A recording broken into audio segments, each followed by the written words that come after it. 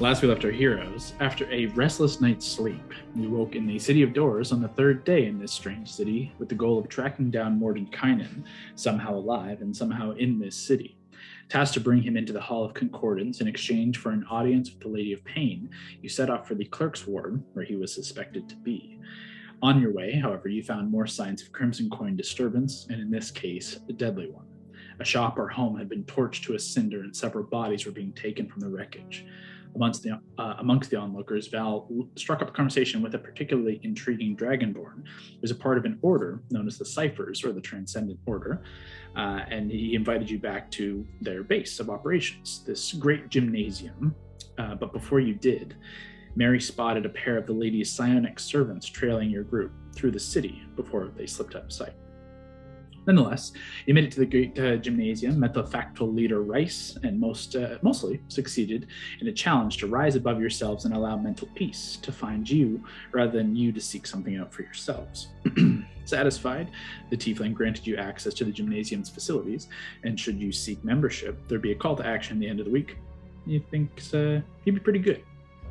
But during your conversation, you learned of another faction that the Ciphers were allied with, also in the clerk's ward. The enigmatic signers of the Hall of Speakers. They dealt in the day-to-day kind of bureaucracy of the city, but whose their greater members explored impressive feats of magic with the intent to harness the universe itself. These struck you as the sort of people that a certain wizard would find himself in good company with. And then you headed there, though your divination spells were not concrete. Gord has an ability to see through the forms of shapeshifters and illusion, and successfully spied Mordenkainen within, and thus you sat down for conversation. Here you learned of his cloning and return to the city, his inability to leave it, and an idea of what he owed to the Hall of Concordance, and together you found a new bargain.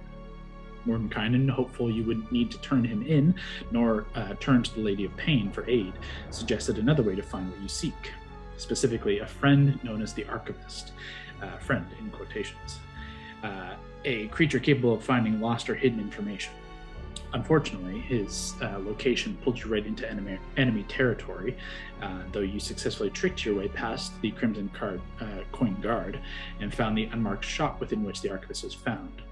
You met this peculiar jackal-like creature who welcomed you into the dusty, eerie interior, and then up into a second floor office where you stated the information that you sought, bargained with information you have acquired over your adventures, and ultimately, satisfied with what you could offer, the Archivist set into this odd ritual through what looked like a kind of an odd-shaped dark crystal ball. This is where we're going to begin, as Mary, just as this ritual kicked off, and this kind of dark, illusory energy, kind of almost like a smoke, began to fill the room around you. Mary, you've been on edge more or less the whole time you've been in the city, but specifically, you didn't trust this figure, and you have good reason to, as you caught a couple of signs that something else was going on here. And just as this kind of dark cloud kicks out around of illusion, you heard the sounds of several figures entering the shop below on the first floor. You can have a chance to act, however, as the illusion kicks off, you see this. The cloud kind of erupts around all of you, around the space. It's a relatively small office space, and it quickly kind of billows out, and you can all sense the illusion of it. It's not anything beyond very obvious illusion, but it's a visual representation of this kind of seeking of information. As within the dark cloud that begins to kind of obscure all around you, you see little small points of light begin to hurtle past. And you watch as the kind of vision hurtles through a star-filled expanse. And ahead, in the center, the light begins to kind of kick out and begins to swirl rapidly, multicolored and casting massive waves of energy out into the space. And you can almost feel the push of energy on your forms as you're kind of standing in a semicircle around this crystal that you no longer see. you do see the Archivist at the center of this kind of vision, almost crafting it, holding it, as you see this energy spinning, and then erupt, and a rainbow explosion encompasses your view. You see one red bead of this rainbow kind of come through and plummet, and the vision hurtles after it. You feel this kind of lurching sensation as visually everything shifts and then dives. In a matter of moments, you watch and follow this red bead approaching a landmass of sand and rock. It collides like a meteor, and the entire plane just quakes and cracks. Mile-long fissures form, hundreds of small cracks opening across the surface in the wake of this meteoric fall. And in its wake, you see this kind of swirling of energy. These dark clouds begin to crackle and burst across the sky. Mary, is there anything you want to do in this time?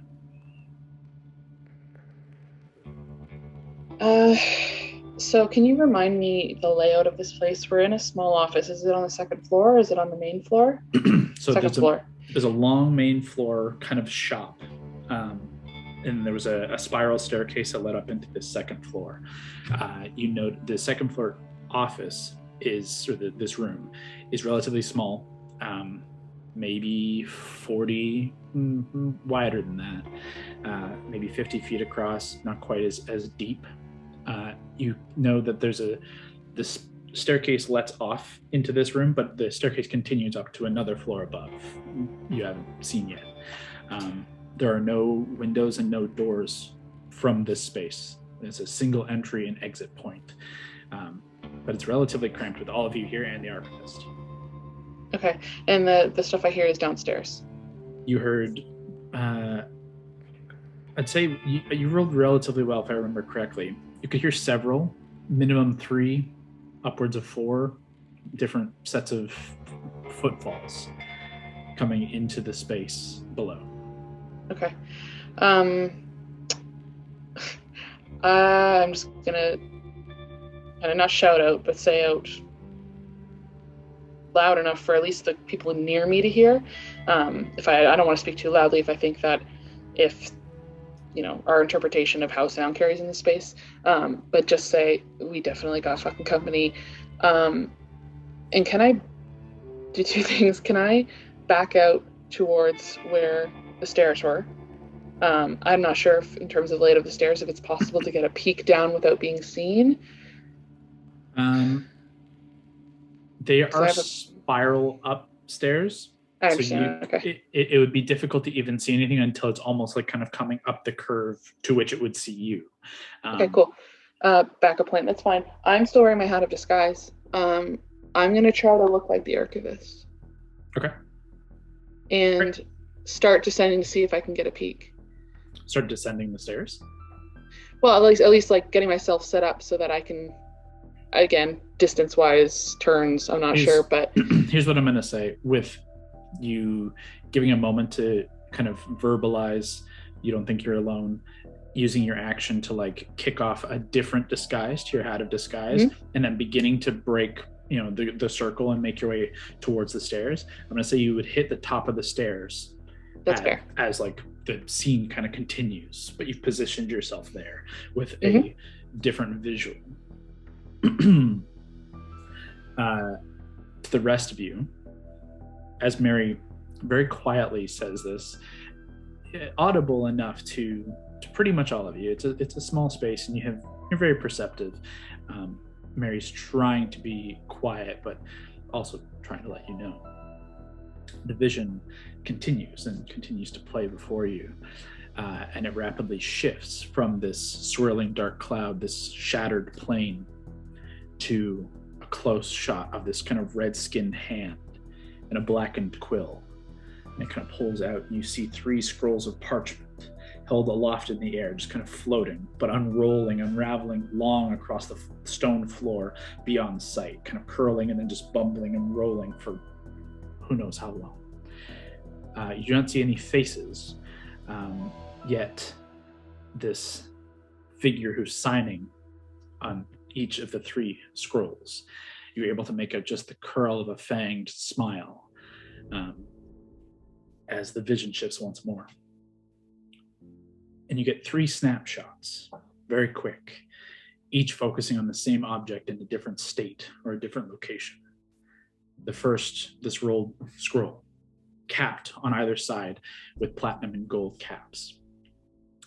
It's embedded in this ruby encrusted space. The second, you see a metallic chest closing around it with this kind of mechanical lock that swirls and grinds with multiple hundreds of tiny little gears and locks.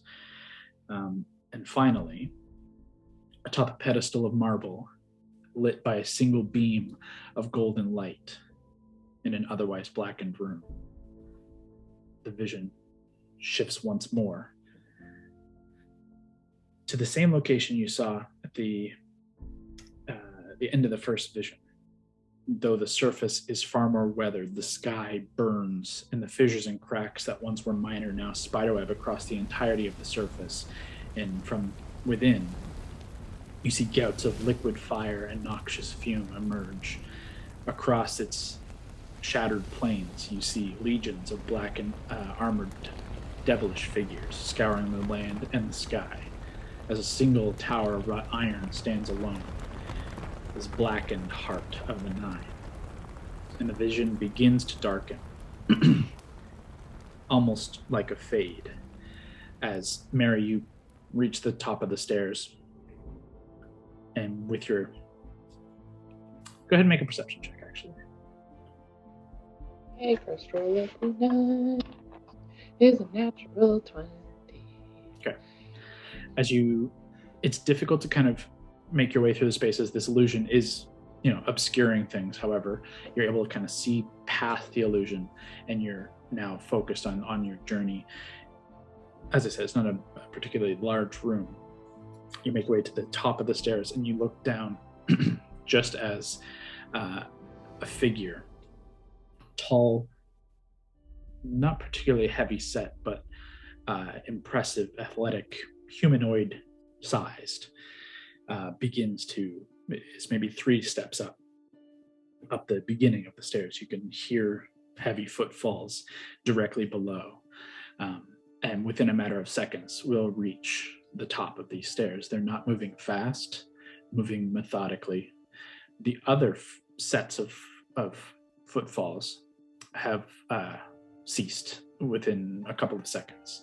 They have given your kind of mapping of the space and like how you would perceive the audio of it, perhaps like kind of middle of the main room, not like right at the stairs, which was at the far end of the room that would lead up.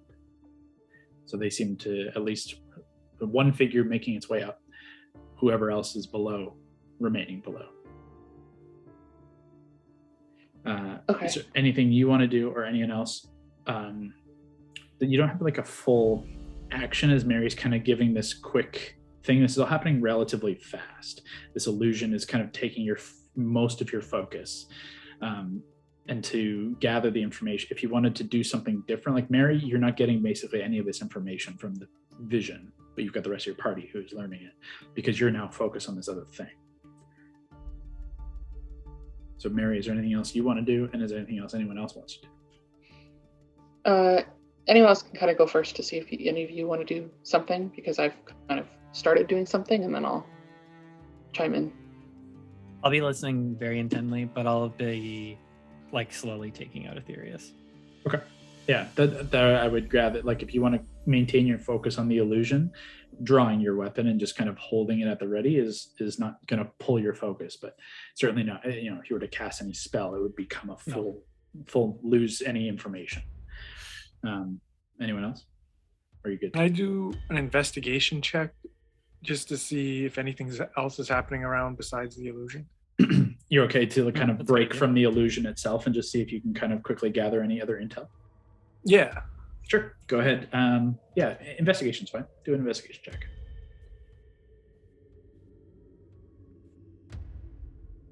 Nice. Those are 2 big rolls for our first 2 rolls. 19, And 20s. Investigation's already 13, so 32. as you kind of pull, it's weird, kind of like how you can focus on something very close and then shift your focus to something very, very far away, and then this becomes blurry. From watching the kind of hologram-like vision before you, you shift that vision perspective, and you see through the illusion immediately, and you can see vague kind of blurry outlines of things, but now you see the room as it was before. The Archivist kind of sitting directly before this crystal ball. The first thing you gather is the device or the item that he's focusing on. It's peculiar that it's familiar to you, and you can't quite place why that is.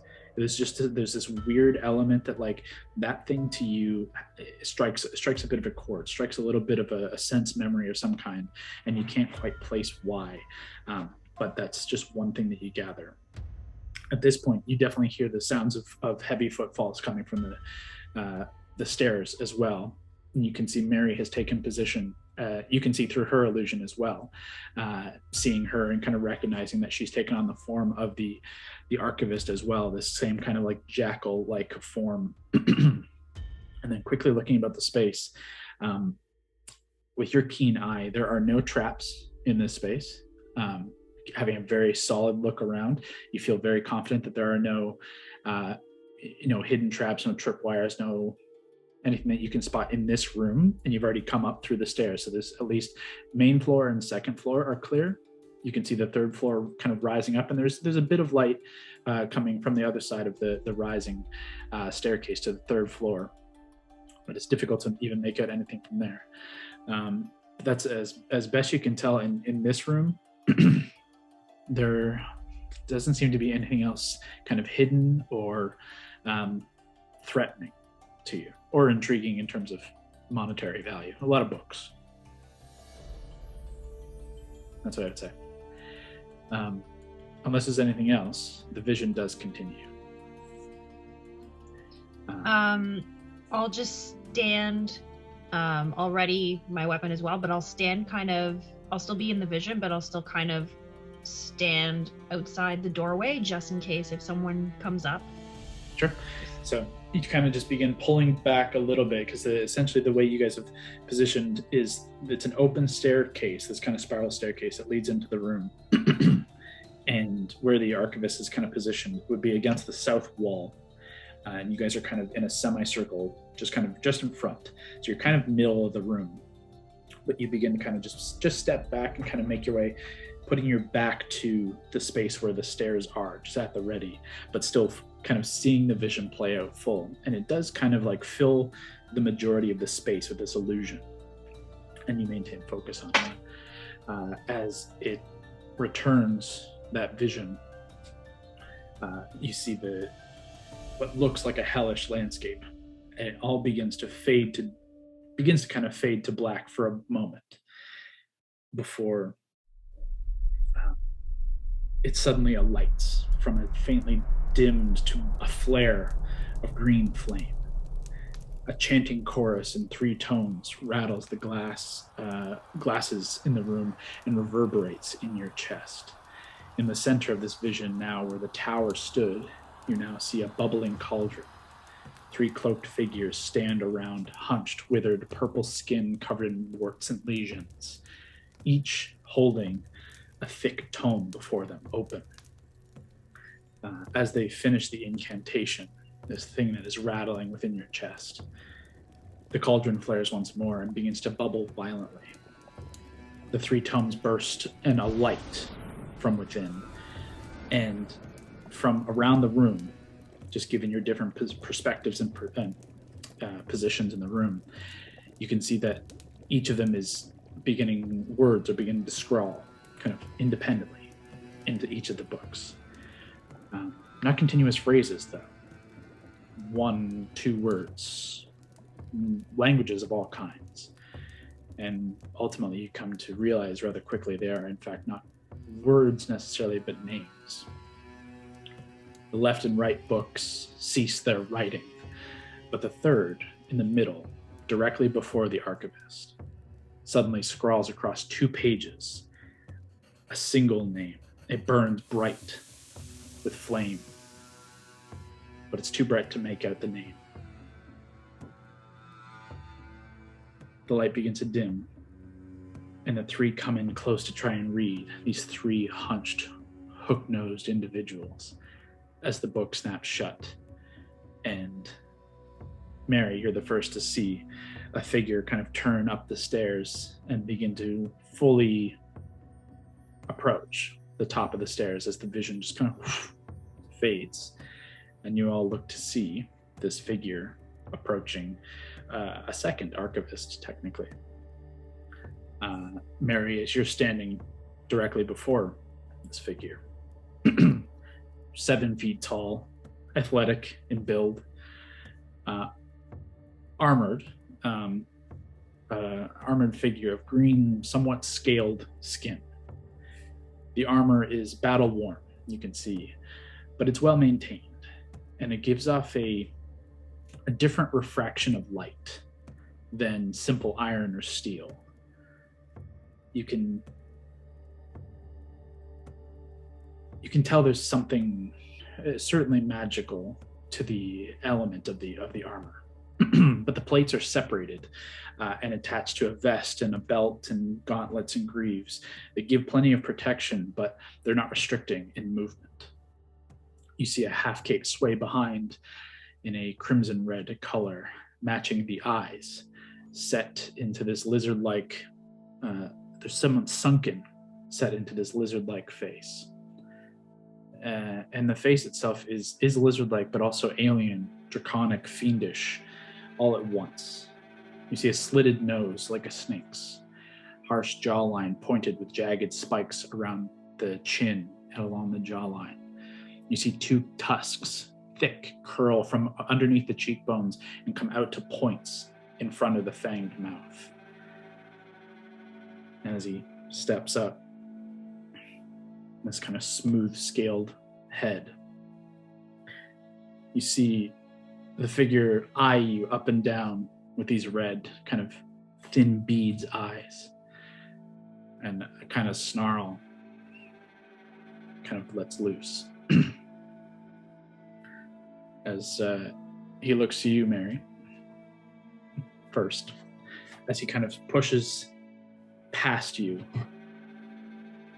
not so much impeded by you, and just kind of pushing you into the rest of the room. He says, well, what have we here? Y'all lost your way. Don't think we've met, friend. No, I haven't met you yet. First time for everything. But I know of you. Such a short time. Your name's across my ledger. So let me introduce myself. Not so much a name as a title. They call me the General.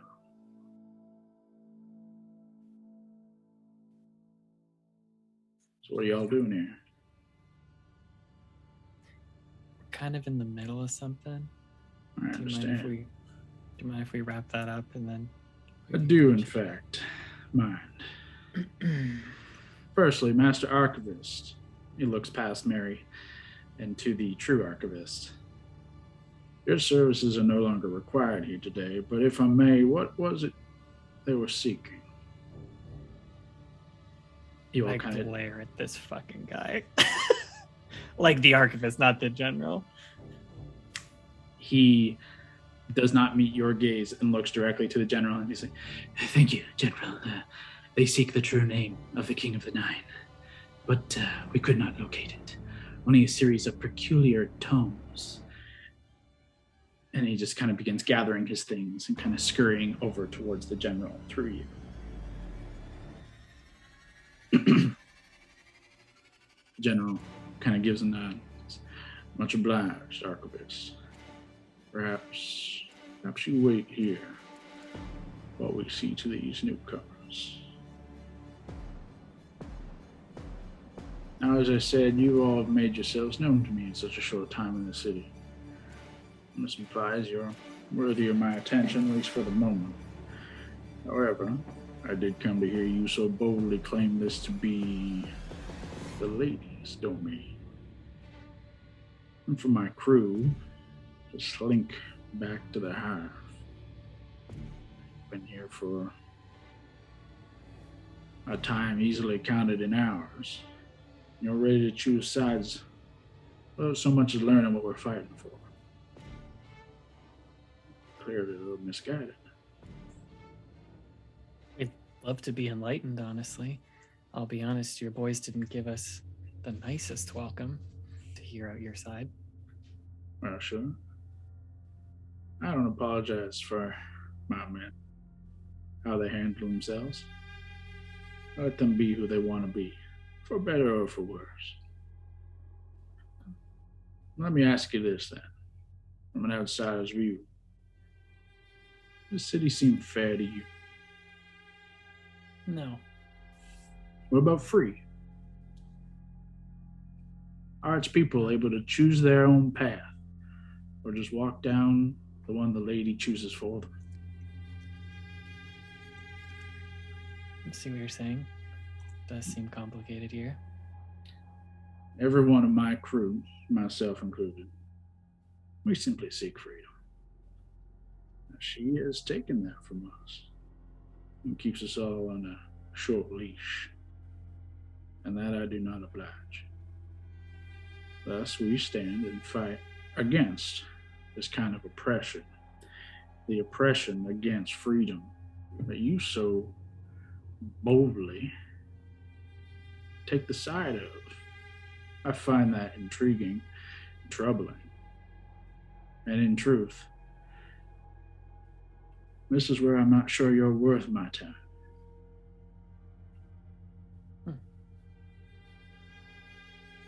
So you're for the people, then? Of course. For the people to make their own choices, for the freedom of this city, and to come and go as we please. So I assume you have no problem with civilian casualty? That's something that seems to be threatened, tossed about quite a bit by your men. The freedom of the individuals who are just trying to survive seems to be threatened. Every war has casualties.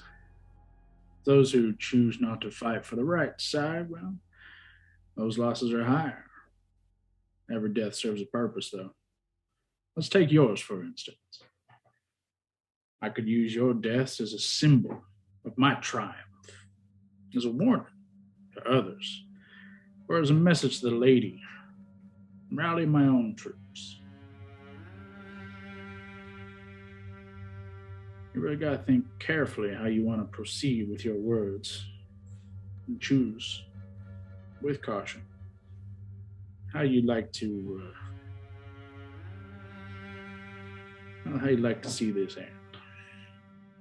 I have two quick things before we continue. Where's Mordenkainen in all this? Is he still invisible? Great cue. He is not invisible. He dropped the invisibility to engage with the Archivist and has yet to kind of kick that back on currently. So he's just kind of in the semicircle with you guys. Has he drawn any attention specifically? From does the general seem to clock him, notice him, or just as if it was the same as any one of us?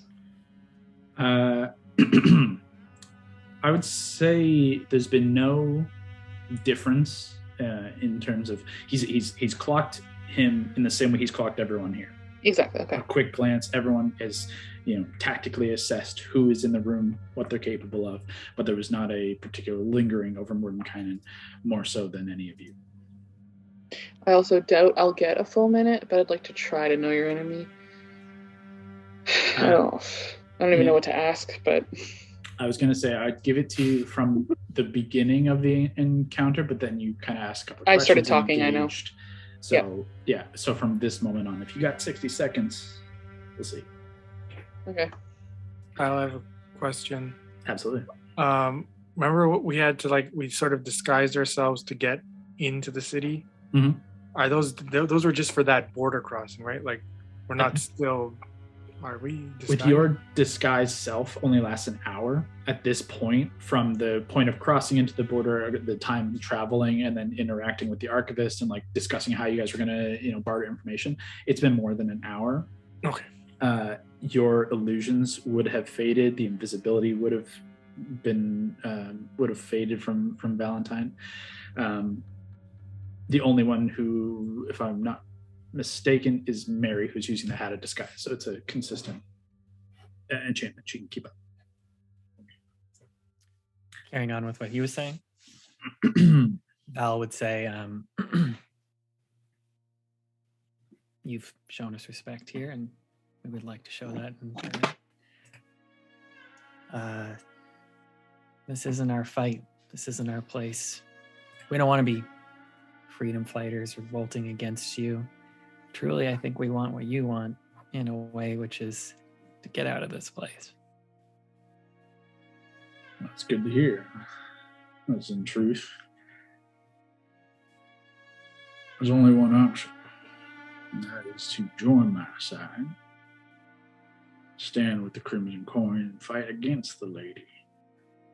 Sure, I could use some of your talents, some of your skills. You've shown yourselves to be ballsy. Not too bad in a fight either. I can always use that. But what's the play here? You've already taken out 4 or 5 of these other rival factions. You just trying to amass as much of a force as you can before moving on her? These kinds of things are slow play. You can't just charge the gates. You will be repelled, like water on stone. Honestly, that's the problem for us. I know we seem antsy and impulsive, but we are in a hurry. Well, being in a hurry causes trouble. You don't use your head properly, such as walking into the hive, seeking information, putting yourselves in harm's way. Not the wisest decision. But if it would appease your mind a little bit, we've been developing something for a long time now. We are getting close, being at the ready for a move. Developing a bit of a weapon, you could say. It's been a long time, but we've learned, we've watched, we've adapted and tested our limits and hers. And we found something. Something to set the scales right for the first time in a long time. I can feel this city ready to turn, ready to see new leadership, ready to make a future for themselves for once. What do you say? It's very, very intriguing. If this something that you found can be exploited pretty soon. Listen, we don't agree with hurting people, innocent people, but we know sometimes the means justify the end. Now that's the kind of talking I like. You see in reason, using. Well, thanks to you all. I just so happen to have a couple of spots free. So, we'll say your best 3. Get rid of the rest. And come on my way. Just to be clear, you want 3 of us to kill the other 3 and then come with you? Well, you gotta show a little bit. Just Gotta see what you're really made of. Just seems kind of, a waste. We're a pretty good group if you wanted us all to join you. I already said, no death is wasted. Every death serves a purpose. In this case, an example, a test, and a little vengeance of my own. So let's see. I got 3 spots. Who wants in? I'll look around. Mary's doing a much poorer job than Valentine at hiding how much she hates this fucker. Every moment he talks, like she's trying really hard to focus on him, but it's like hands, tightening a little bit on the swords. She's trying really hard, but it's not going great. Can you describe this room to us right now and where everything Yeah, is how sitting? small is it? Like in terms of It's not big. if we're in a fight in this room, how much is that going to fuck us? It's gonna be tight. The general is currently kind of holding the one exit point. You could, in theory, make your way up into the third floor. You could, in theory, try and push past down into the main floor, but there are currently no windows, no doors off of this room. It is, we'll say, like 50-foot square. That's hard to gauge though quickly in this such a quick moment. Could be a little bit smaller.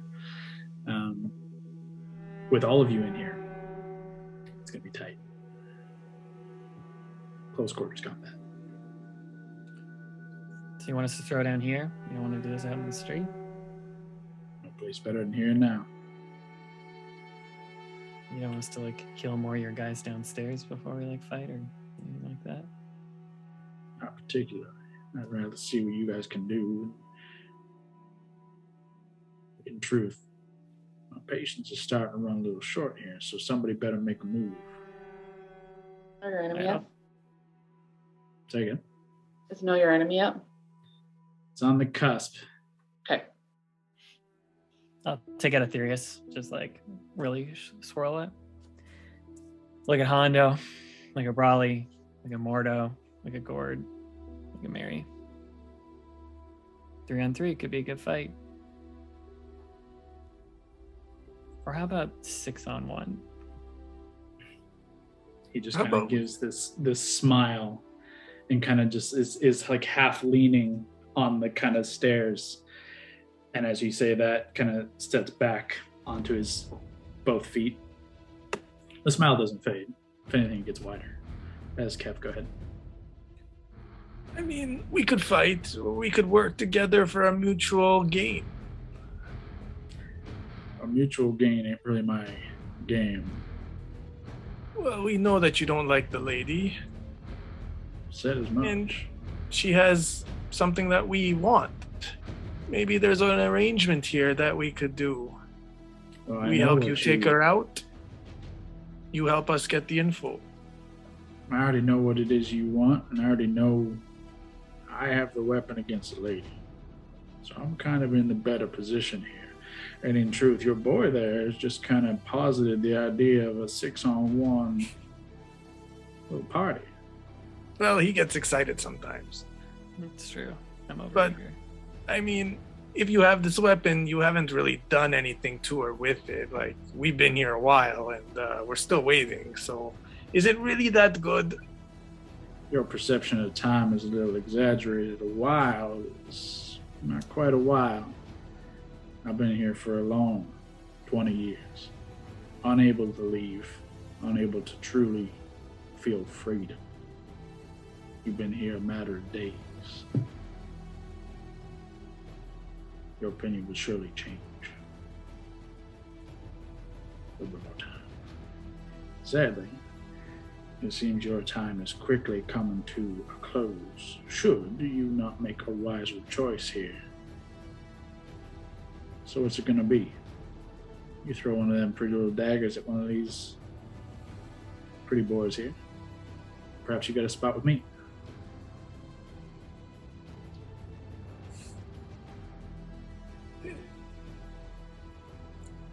I don't think, I've calculated the odds, and I feel, they don't look like much, but they probably can beat you.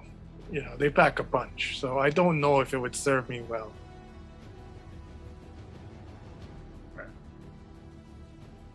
That's a shame. This would be a no from all of you there. Is know your enemy up yet? Now it's up. Okay. Let's go with AC. What's your AC? Mine's 21 right now because I don't have the shield Higher. higher. HP's probably going to... I mean, he's got to definitely be higher, too. And he's definitely not a leveled character. But just, I'll say HP. Mine's at 172. High. Yeah. Is he carrying any weapons? Did I miss that description? Entire body. The man is a weapon. Okay. You can see, with Know Your Enemy, I like to try and give a little bit more. So look into the armor. It's peculiar. It caught your eye on the way up. The plates being separated gives the appearance of being able to be heavily protected, and yet no impedance to movement.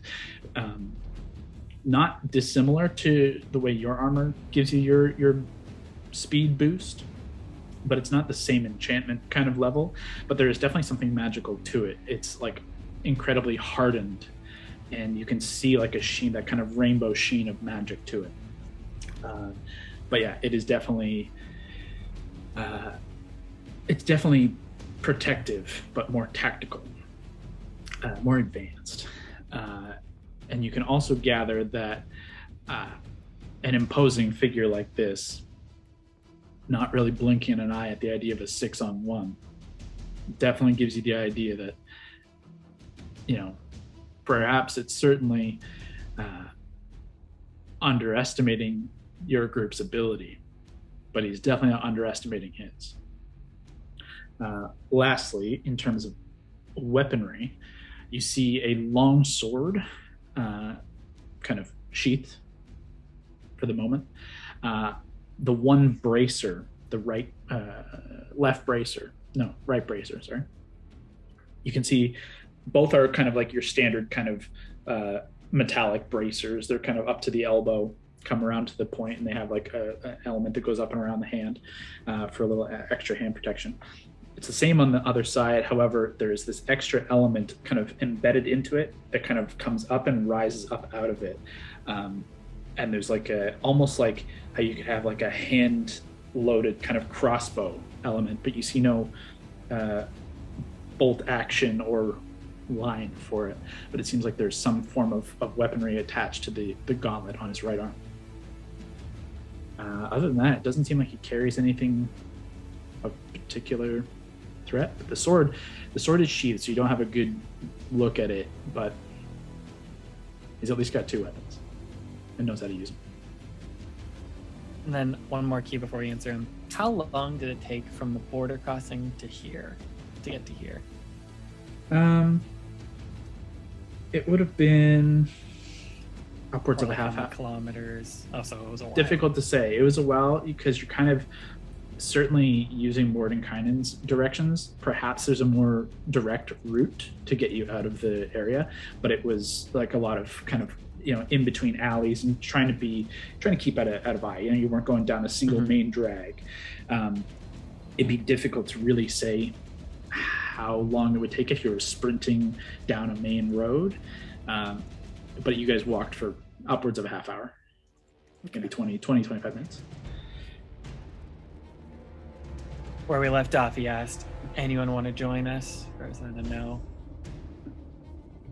I'll look at Brawley. Brawley, you want to join him? I'll spit on the floor and go, hell no. Londo, you want to join him? I say enough talk and I throw my dagger at him. There you go. Oh!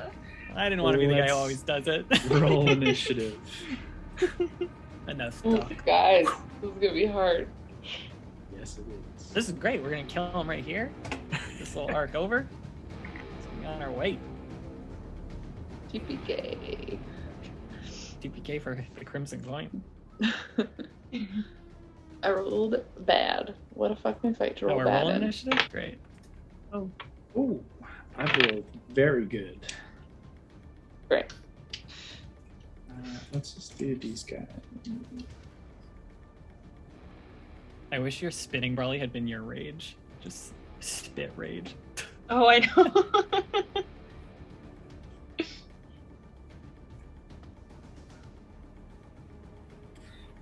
Sorry. I normally like pre-roll my initiatives, but I was just kind of forgot. Also, we had no internet all day, so you know. Okay, so.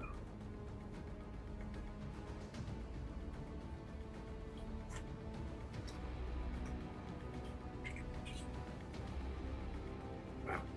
Okay. 25 to 20. 24.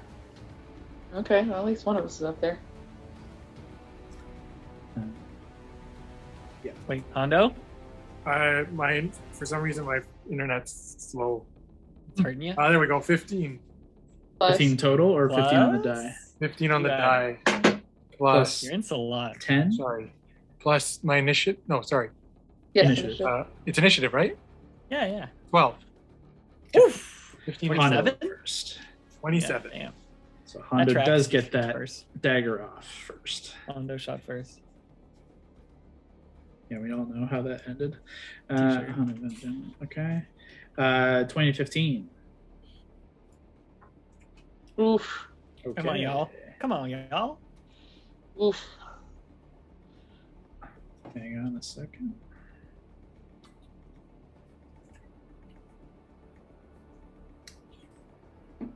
Means I'm gonna have to find good general theme music when he shows up.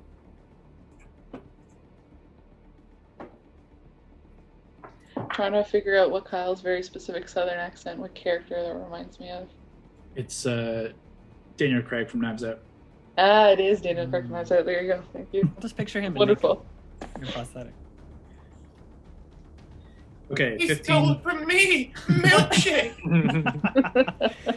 15 to 10. Similar. 11. Oh my god. 12. Attaboy. Brawly.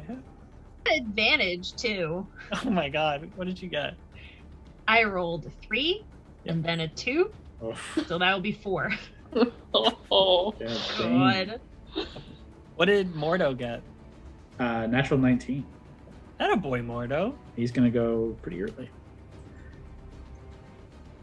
Hondo, you'll likely go one of these top spots. My only plea for you is to not fog cloud this entire room, because then we will be at a total disadvantage. And he already seemed to like see through an illusion. A disadvantage Yes. or a vantage? No, No, it would we definitely will. be disadvantage. Like literally, our rolls will be at disadvantage because we won't And be able this to guy see. will be twirling through the mist, killing us. I mean, like if it's a oh shit, we all need to run, like that could potentially work. As long as we all know where the door is. Yeah. No, I think we but- can just punch out of this. Like, this is gonna be like, if I'm a big ape or one of us is a big ape, we could just smash out of this and then fucking run. Gord, Mary said a good thing, Leah. Okay. You have true polymorph now, so you could turn into a whole bunch of crazy shit, like a dragon, like fucking Holder. anything. I will- Holder? I just Raker. caught the end of that. Just keep in mind the size of the creature and the size of the space. If you are too big for the space, It doesn't either work. it doesn't work or the space collapses in on you and Into kills part the of rest of your party. I'm not into that part. Oh, But probably wouldn't work because it has to be able to contain the creature's size. Now, what did I say? It's like 5, 10, 15, 20, 25, 30, It's gonna be another bottle. 40 foot square room. In theory, it might be able to contain like an adult dragon, but it's going to hurt the fuck out of the rest of your party and possibly bring the building down on you. So keep in mind size. Yeah, because this is only the second floor, so it's not like we can bust out of the roof from here. No, there is a third floor above, and it kind of takes the same staircase up, and then a main floor as well. I also, sorry, go So ahead. sorry, there's like windows and doors on this, but we're just those aren't there. We only have that spiral staircase on the top right corner. So consider this a fireplace. Oh, fireplace, gotcha. Yeah, and then the staircase here, fireplace, and then like there's a desk and there's some books and a chest and like a bed set up, but like there's no other. The rest of these are walls of stone. Okay. Oof, this Well. is gonna be rough, guys. Let's go. As this kicks off, Hondo, you throw a dagger, presumably Whisper, Yep. at the general. Go ahead and make your attack roll. Wicked. right. So 16 roll, Okay. Nice. and with that, oops, wrong button. That is a plus 14. Oof. 30. 30. Yeah, 30. definitely hits. Go ahead and roll damage. Do I get sneak? Unfortunately, nobody is within 5 feet of him, and it was a very obvious attack, so no. So then it's do I get the where is it? Not Psychic damage? Blades? not Glyph. Psychic blades, yeah. Yeah, if you want to use your bonus, I don't know if it's a bonus action or if you can just do it to kick in the extra psychic damage for your bardic. You can expend one use of your bardic inspiration to deal an extra 3d6 psychic damage to that target. Great. You can do so once per round on your turn. Yeah, go ahead. So that's 3d6. 1, 2, 3. And And 3d4, if I'm not mistaken. 3d4, yes. 1, 2, 3 plus 8. So the total is 17 plus 8, 25. You got it. Is he bloody? Does he look hurt? Are you got him, guys. teleporting alongside the blade, Kev, or are you going to let it come back to you? So I should also, we didn't really go through the whole thing. Mordenkainen, Gord, Hondo, Mary, Valentine, Alana, Mary, General, Archivist. Gotcha. I'm going to stay where I am.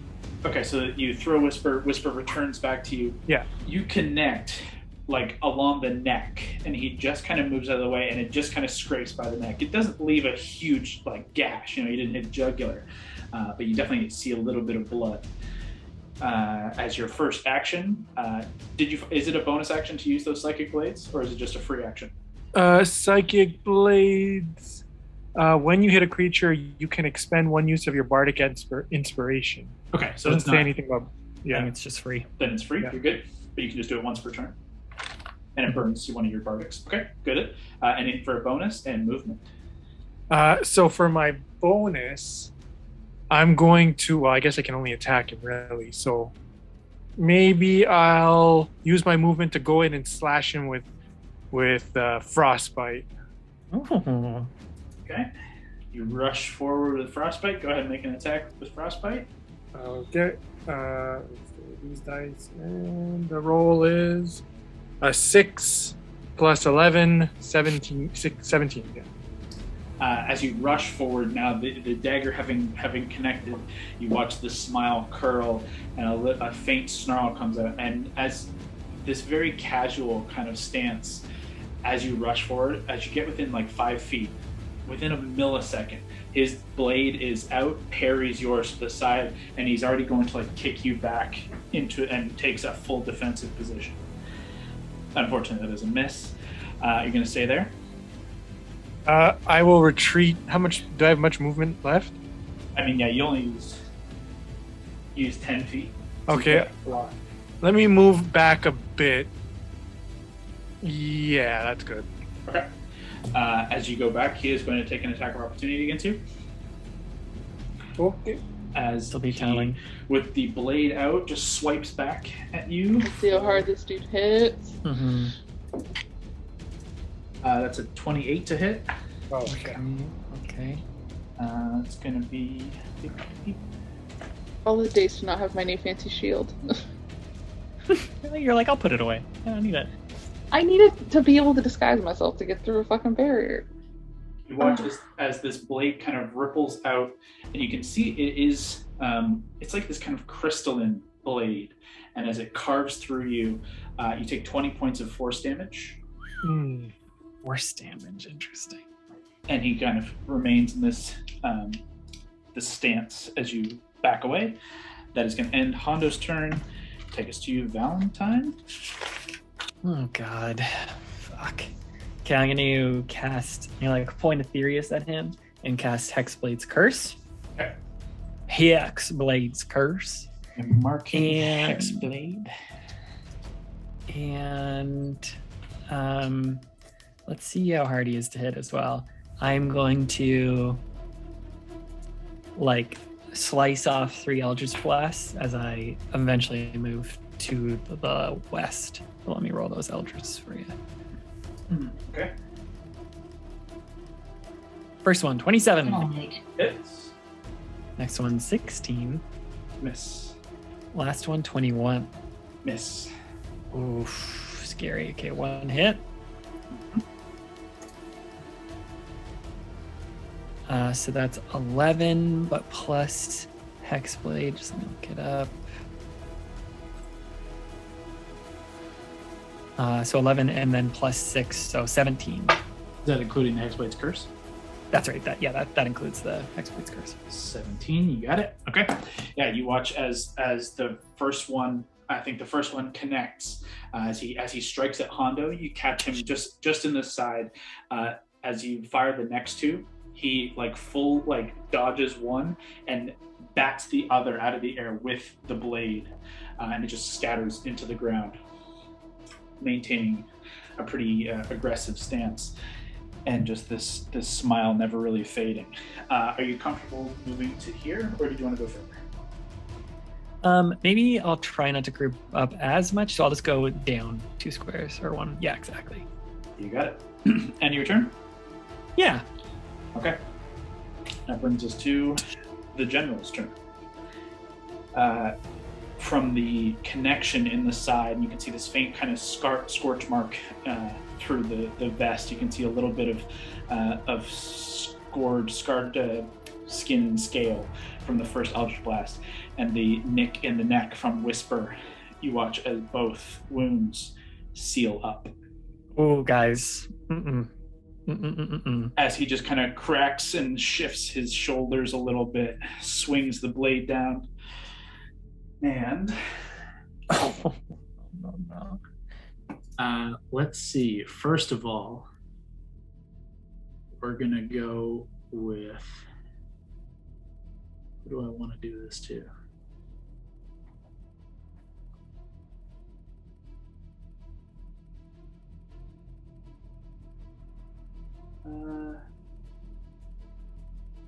We're gonna give this to Mordenkainen, I think. Oh, Mordo. You watch as he just kind of flares a glance at Mordenkainen's direction, and his eyes kind of brighten and flare as Mordenkainen needs to do a thing. Come on, Mordo. Oh, and he does it well. He's Attaboy. okay. He's good. The general doesn't blink an eye and continues forward. Let's go to Mary. Yeah, I did mouth off at him. He gets right up in your face, Yep. and is going to make 4 attacks. Oof. Oh, you know what? No, I take that back. As he rushes forward with the blade, he strikes down once, twice into Mary, and then with his offhand is going to fire twice, once at Hondo, once at Valentine, with this kind of the gauntlet, that extra wrist cannon thing. Yeah, exactly. We'll see what happens there. But 2 strikes against Mary coming up. I shit you not, they're both natural 20s. Hang on, I'm gonna take a picture of it How? because it's wild.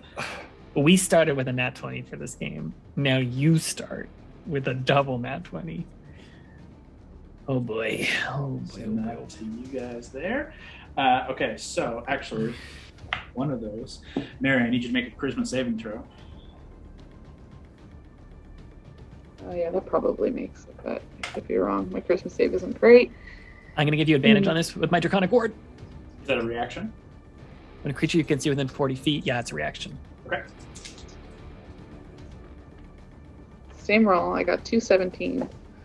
Great. Plus 2, so 19. 19 is a failure. Oh, Oof. no.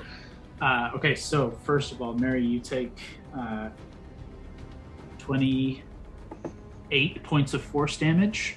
From the first one? From the first one, as he comes down and strikes. Mary, you just the speed at which he comes at you. You're preparing, like your blades are out and you're about to parry, but he like undercuts the parry and he like comes up under like one of your ribs with the point of the blade, and where it pierces, you feel that sickening sensation of pain, and then everything is gone. Mary is no longer there. Oh, fuck. Fuck. Oh, I hate this fucking thing. I'm going to keep Haven't that Mary once second before in our 20. game. You're not on the field anymore. He spins, and this second one goes towards Alana. I need you to make that charisma save. Two y'all. No, charisma. I have -1 now in my charisma. Jeez. Oh dear. So I'm probably screwed either way. Yep, that is a 5. You suffer 16 points of force damage. Oh. What is happening? And you watch as in 2 swipes, Mary and then Alana disappear from the field in just these kind of bursts of energy and puffs. As in the middle of his attack, looking to you, Hondo, and looking just past to Valentine, says, "I had to even the odds a little bit." And then from here, I did say he was going to shoot both of you with the plasma caster, so he's going to do that. So, shot at Hondo, shot at Valentine. Coming. Do I have cover behind whoever is fucking standing in front of me? No. You could also move just so you don't. Oh, fuck. Hondo, Okay, do it. Is going to be 21 to hit. Oh. Yeah. Valentine, Sorry. that is only a 19 to hit. 19's my AC. Okay, that's it. Kyle, was that technically a spell? No. Okay. The magical effect of his weapon. But, okay, never mind. Okay, coming up. Hondo, actually, I'll just do the same damage. You both suffer 19 points of force damage. Okay. Did you say 19? 19 is what I said. And then that was action. A little bit of movement. And then he's just going to stay right there and end his turn. From the general, we go to Mordenkainen. Come on, Mordo. Let's see. You guys have made an aggressive stance. What is he going to do? You heard this talk, Mordo. Come on now. Mordenkainen. No, that's going to hurt everybody. Can't do that.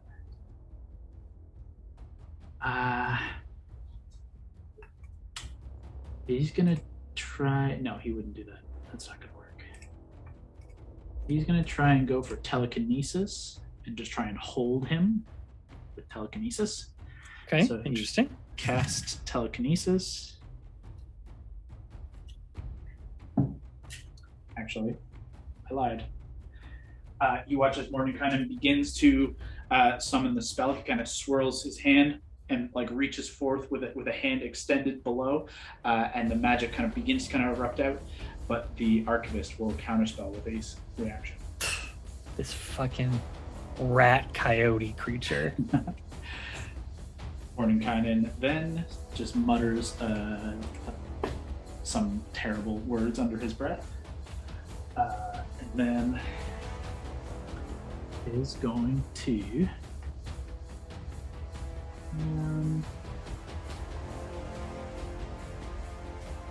he's just going to back up into this corner for a second. That's going to end his turn, taking us to Gord.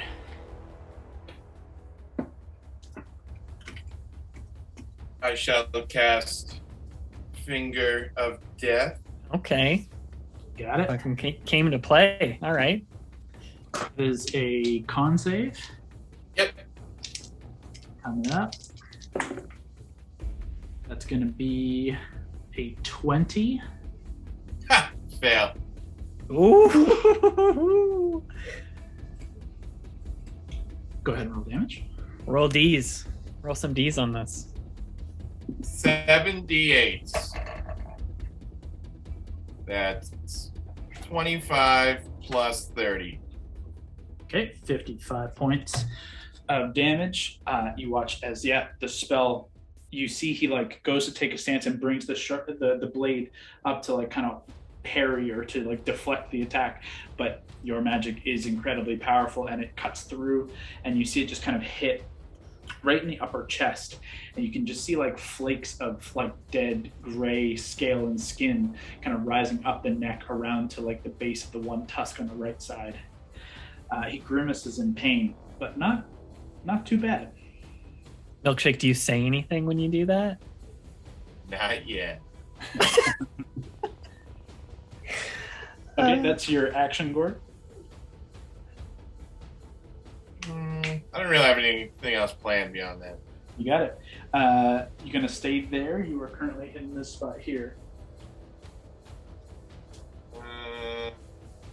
Yeah, I'll stay there. Fuck it. Okie dokie. Let's see. Mary, we come to your turn, and you have blades drawn at the ready to fight, and suddenly you're just in this vacuous void of space. You look down beneath your feet, and there are just hundreds of bones, just skulls and bones just strewn about in this almost completely lightless expanse of gray wasteland. And that is your turn. Cool. Great. Cool. Is there anything you want to think, say? You don't really have time to act in this space, unfortunately.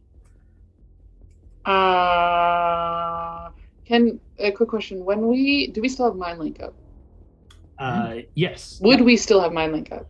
When we have that, do you get like can you hear what's going on with other people? Do you get a sense of if you still have that, if that's still working? Let me look up the specifics. I would say, I think there's an element of it can extend distance. Yeah, beyond planes of existence.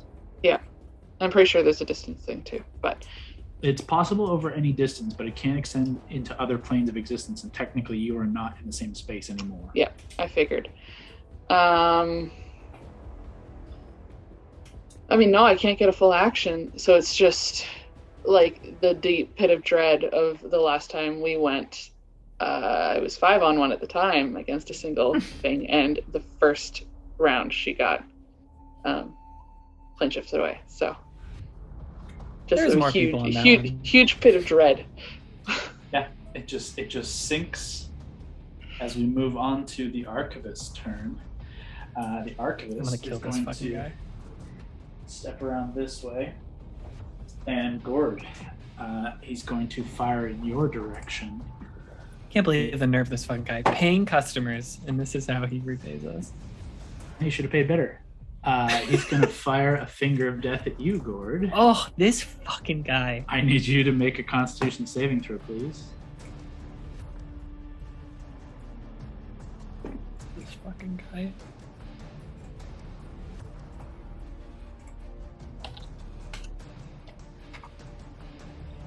Gord? What? Sorry? Can you make a con save for me, please? I can. That little coyote's trying to murder you. He is sending a finger of death. Coyote. 9. Ooh, not great. A 9 is not going to do it. And unfortunately, you're going to take 66 points of necrotic damage. Oof. Do you have any resistance to necrotic? If you have resistance, it would be in the top right under defenses, I believe. If you click that. Defenses, necrotic. There you go. Oof. So you take 33 points of necrotic damage. Thank you, Raven Queen. That 33. is his action. Scurry back around there. Actually, scurry back just to there to get a little bit of cover as the stairs do kind of rise up and above. That is the Archivist.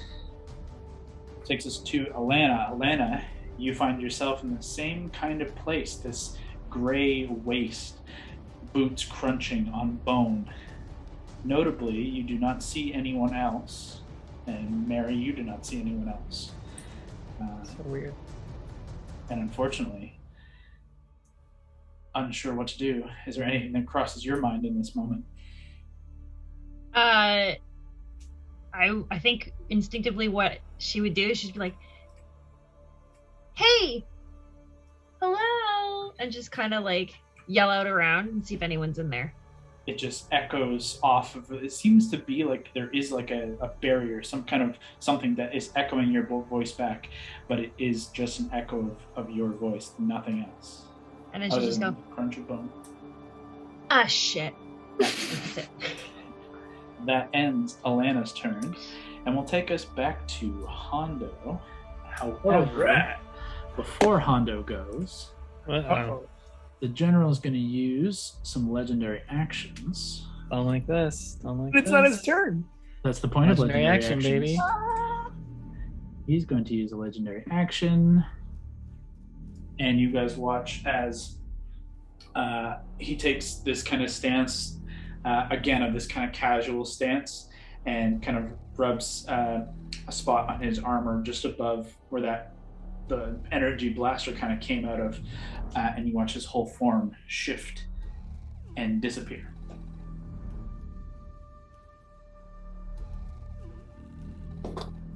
Cool, great. That sucks. It is your turn, Hondo. What do you want to do? Think we scared him off? Oh, what if he goes to that place? Yep, that's exactly where I think he's coming. He's gonna separate. He's gonna try and separate us. Oh no. Oh no. Oh, Roo. At least he took you guys. You guys are at least tough. So, I can. Well, I guess it doesn't matter. I can ask. Do we know how to get to where he is? If he's in that place. No.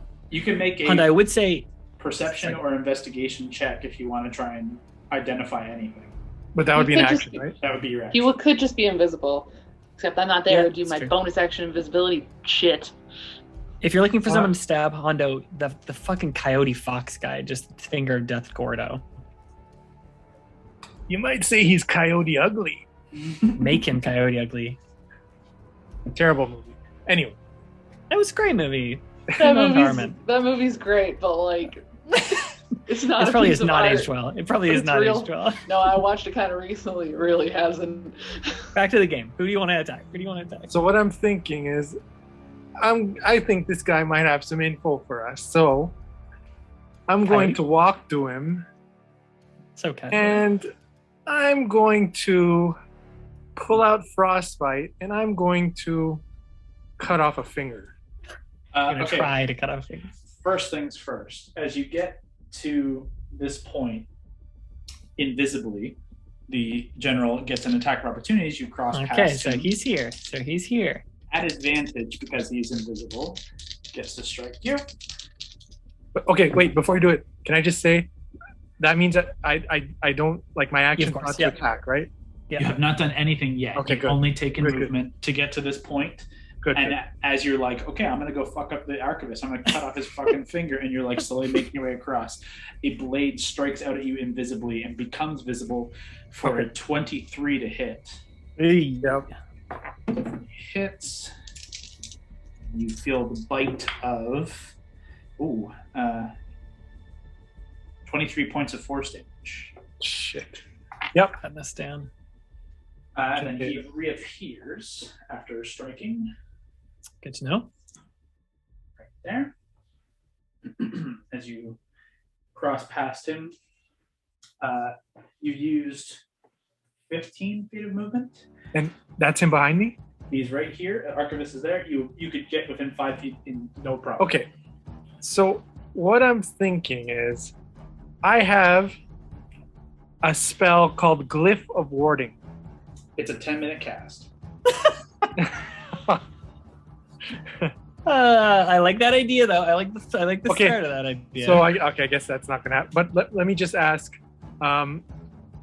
if I were to use it, like, is it he has to move into it for it to go off, or like Yeah, it's so like a time bomb? Glyph of Warding is like a trap spell. So like if you place it in between the pages of a book, so when someone opens the book, boom, it explodes. You place it on a floorboard, so when someone steps on it, boom, it explodes. Like that's the kind of like it's a you touch it, it explodes moment.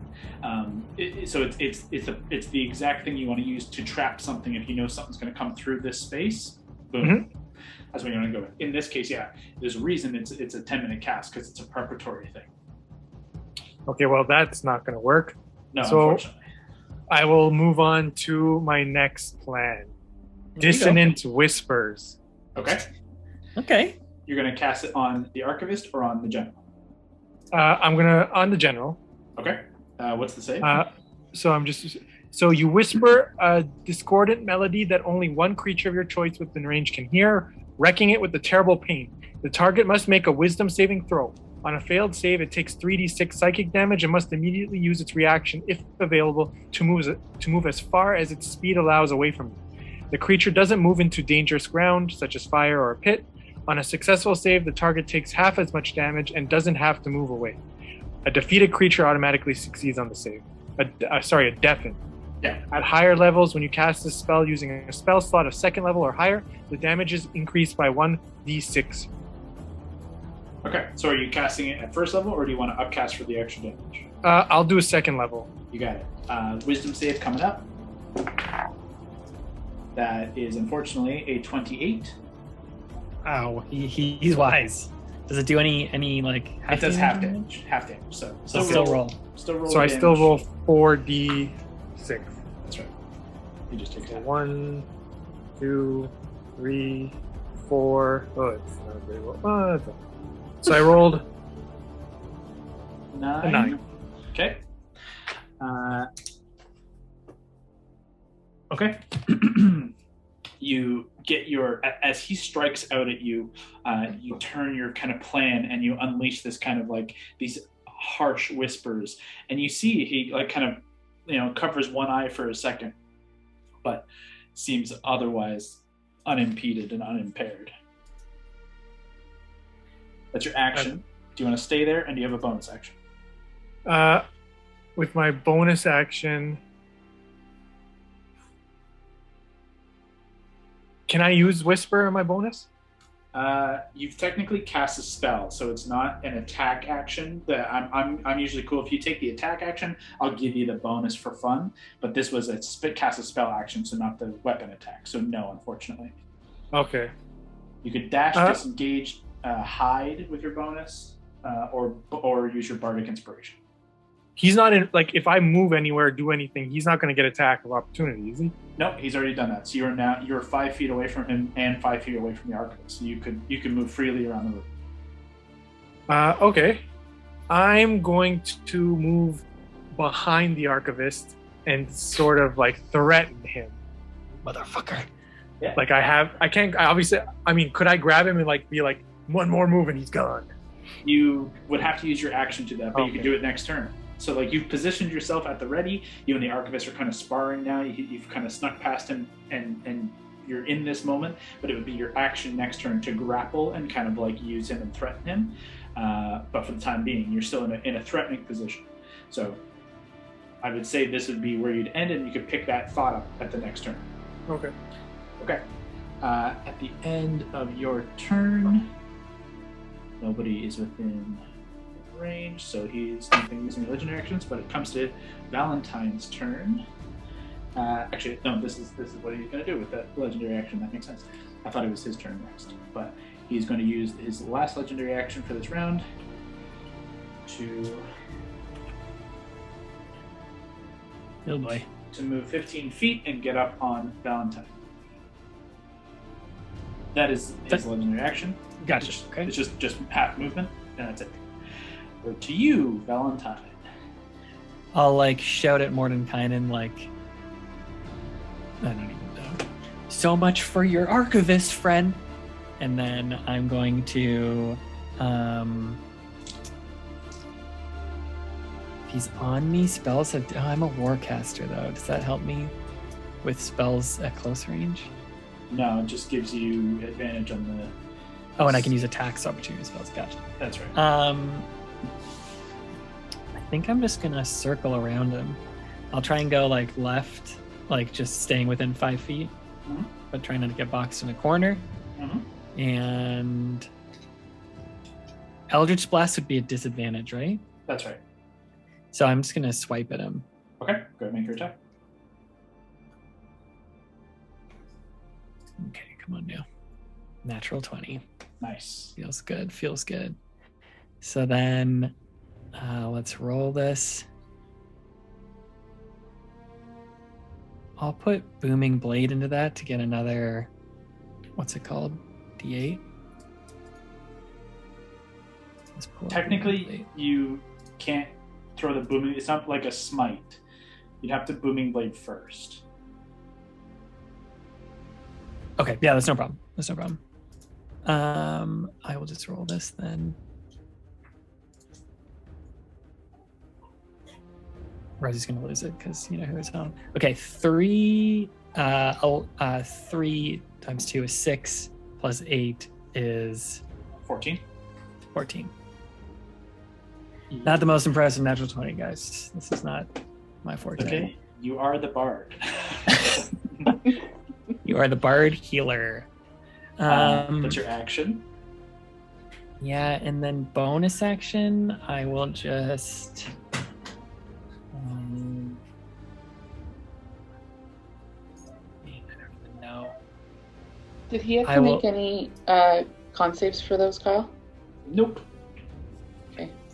Bonus action, I'll inspire. Mordenkainen. Oh, okay. We will take a little more than That's what my little sentence will have been before. So much for your friend, the Archivist. Could really use you pulling a rabbit out of a hat here. Love it. Okay.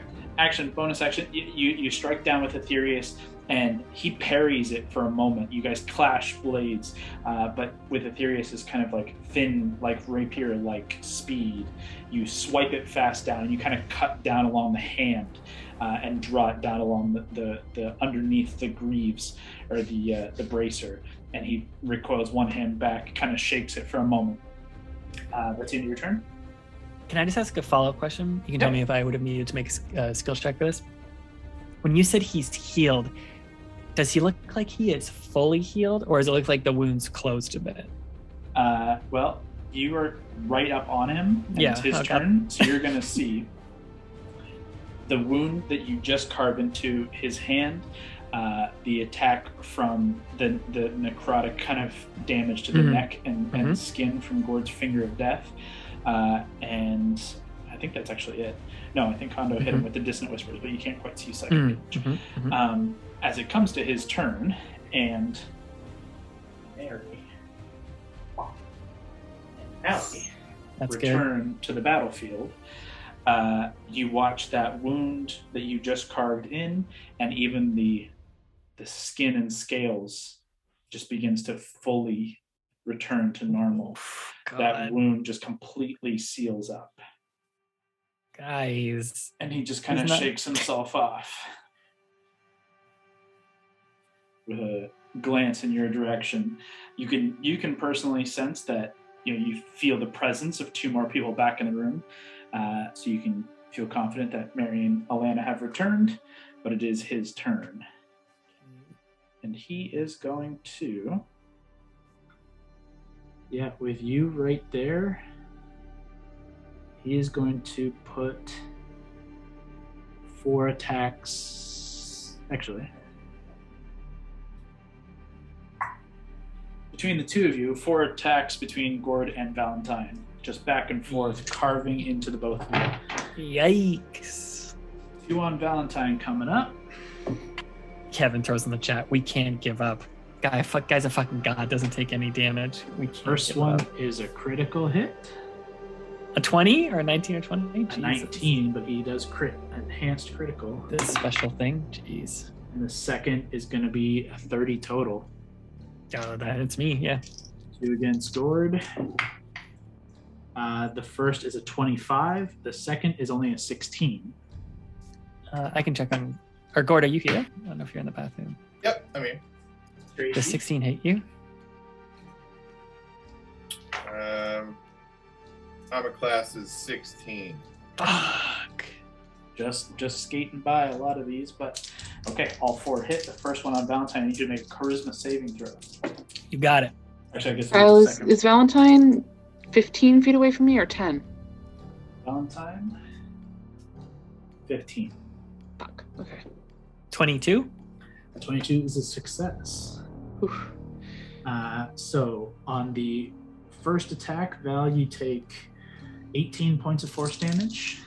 On the critical hit, actually it's less on the critical, which is stupid, but 16 points of force damage for the second. Okay, so 18 and 16? Yep. Okay. And Gord, that is going to be 18 on the first. And 21 on the second. For a total of 39 points to you, Gord. That is 4 attacks. Bonus action, he is going to disengage. And put himself into this corner here. And that's going to end his turn. From him, we go to Mordenkainen. Mordenkainen, a little embarrassed, a little told to get his shit together.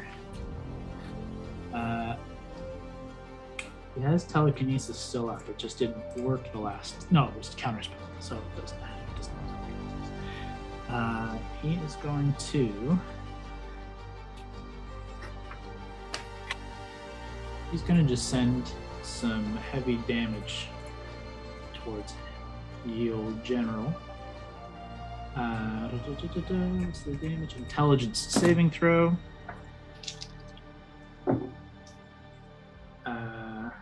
Pretty good. That kind of save isn't nothing to shake a stick at. Let's see, how much damage does it do? Alright, so he saves on the spell, but still takes some psychic damage. You guys watch as from like the center, like the third eye of Mordenkainen's head, this beam of like purple energy strikes into the general, like aiming for the same like third eye on his forehead. But the general just kind of shrugs it off. Shit. 11. Yeah, ultimately bad rolls by me. I apologize. And he saves with only 10 points of psychic damage. Oh, Mordo, this guy's embarrassing you out here. It wasn't great, but he also saved. It was bad rolls. 7d6 only gave me 20 points. Oh, yikes. Okay, that is Mordenkainen's turn, and he is going to begin. There.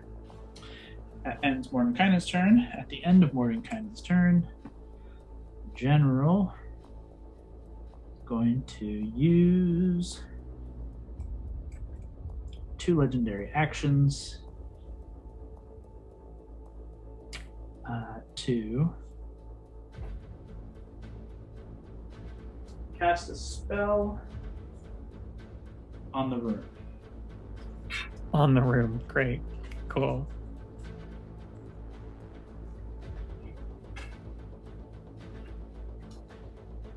Let's see. You set fire to this map right now, Kyle.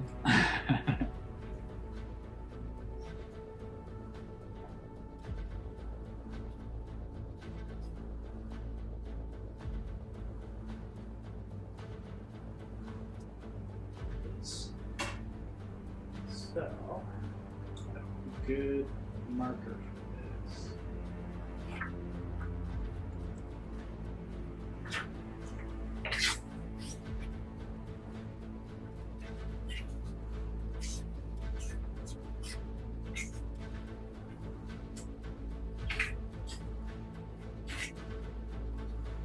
This space becomes pitch darkness as a cloud of darkness erupts around centered on the stairs and surrounds Mary, Alana, the Archivist, Valentine. Gord, you're right on the cusp, as is Mordenkainen. And that's going to end that. Legendary action. Sorry, I just need to check if it's concentration. It is. And that'll end the general's turn and take us, that'll end Mordenkainen. Take us to Gord.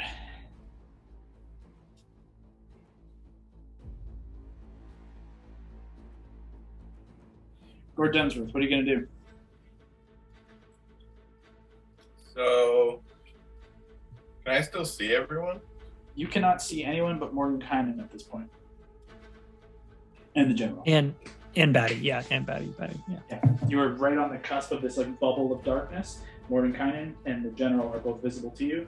You can vaguely make out kind of like some of the shapes of like Valentine's cloak kind of swishing out of the cloud. So you have a rough idea he's there, but that's Can I tell either who has the lowest health or who is the most powerful? I would say easily the general is the most powerful. The lowest health, just before the cloud went up, Valentine looked like he was looking hurt. Just at my gauge of things. So I mean in terms of enemies, I guess. In that case, you've seen the general has been more or less healing all of his wounds. The Archivist is kind of obscured from you right now, so your only target really is the general. Okay. I will cast at him Disintegrate. Oh shit, okay. That'll do. It's a dexterity saving throw? Yep. Wow. At advantage. Bad. Still comes out to an 18, but I don't think that beats it. Fail. Yeah, get him. That was a rough throw on my part. So That's a lot of damage. 35 plus 40. Jesus. Okay. Force damage. 35 and 40 is 75. Okay. I would say he's going to use a reaction. It doesn't change the damage, but Gord, as you target this like pure like disintegration spell, you're looking to eliminate this figure from the face of the earth. You strike true, and you see like withering to the elements of the cloth and the clothing. You can see in elements of like the scales kind of flaking away, and this burning sensation. He takes the full brunt of it, and like just like brings himself together and low, and just like grunts and takes the damage, but then kind of exhales and stands tall. As he does, you see the plates of his armor begin to kind of faintly glow with this kind of almost silvery gray energy. But he takes that full damage. That's your action.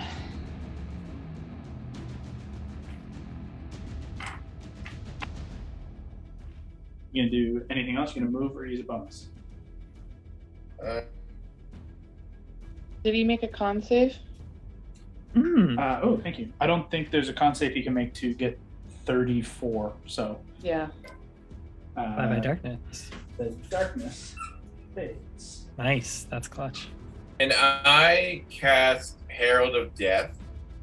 Yeah, you can use your bonus action to kick out the old Herald. As you... I got 9 10 HP. Oh, wait. 9 plus my Warlock level, which is... Find that 17. again. I think you're 17th level. So 26 temp HP. Go. And you are the Herald. What does the Herald of Death look like with this new form of yours? This new kind of Gandalf the White form?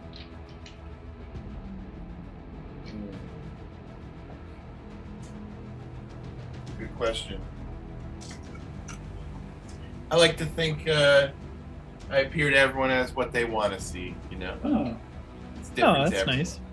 all I right. love that. I'm intrigued. I think that's So interesting. it's like super scary for the bad guys and for all of us. It's Kind my of best friend. faintly like ghostly and angelic, like white gold, like white flames.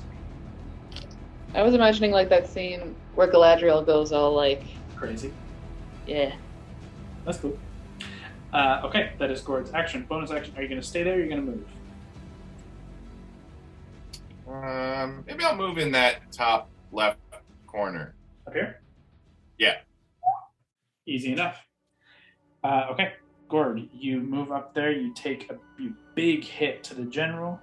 And let's see. He has already used 2 legendary actions. At the end of your turn, he is going to use... Yeah, he's going to use another. Oh, you're just too far. No, you know what? He's going to chill. He's cool. That ends Gord's turn. Marie, you get to take your turn. I get to hit something, hopefully, finally. Maybe. I'm a little nervous about this like glowing armor shit.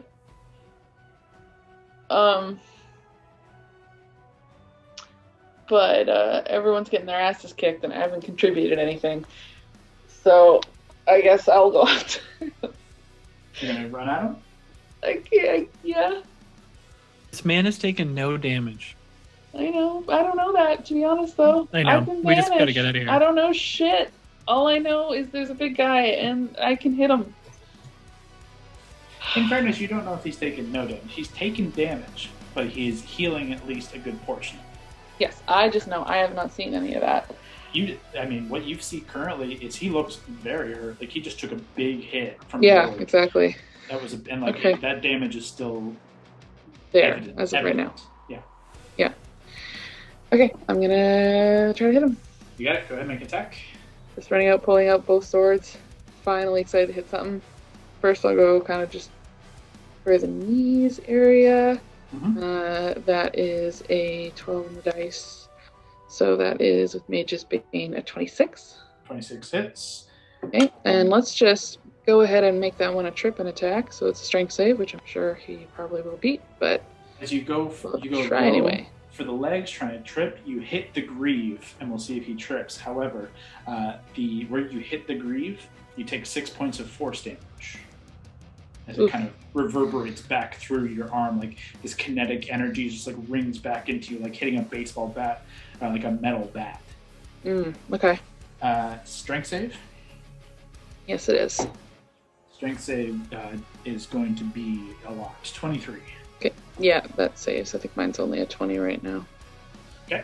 Yes, Second it is. attack. It's a 20. Oh, wait, do damage? you want the damage first? Yes. Go ahead. Okay. So I my D10 into my D4 and my D8. And no one's near me, so no sneak, right? Should On your, have voice actioned. Is it a D8 for? Mage's Bane? Oh, it's for Mage Bane. D10 for your. For my superiority die. As you were. Go ahead. Yeah, and there's no sneak. I should have Thought it done was my more. other thing first. Oh, it's okay damage. 16, 17, 18, 19, 20, 21, 24 points of damage Okay. on the first attack. Yep. Second attack. Oh, natural one. That's not going to hit. Nope. Third He begins to attack. kind of learn your fighting style, and he parries that second one easily.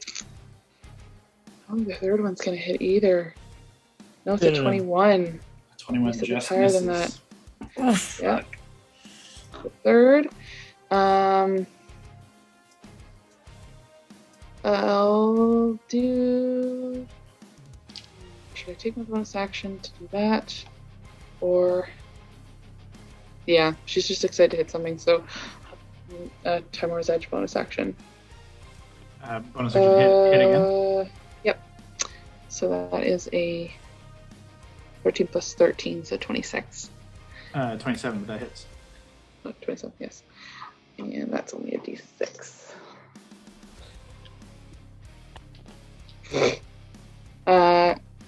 9 points of damage. That was not my best round. It's okay. I mean, any damage is damage. Okay, that is all of your attacks as you just kind of quickly jab in Timora's edge at the end, and you do see you draw blood along the other forearm, kind of cutting into the arms as he's trying to parry and dodge. You just nick him across. One attack cutting through well, but this one just getting a quick little snip in there.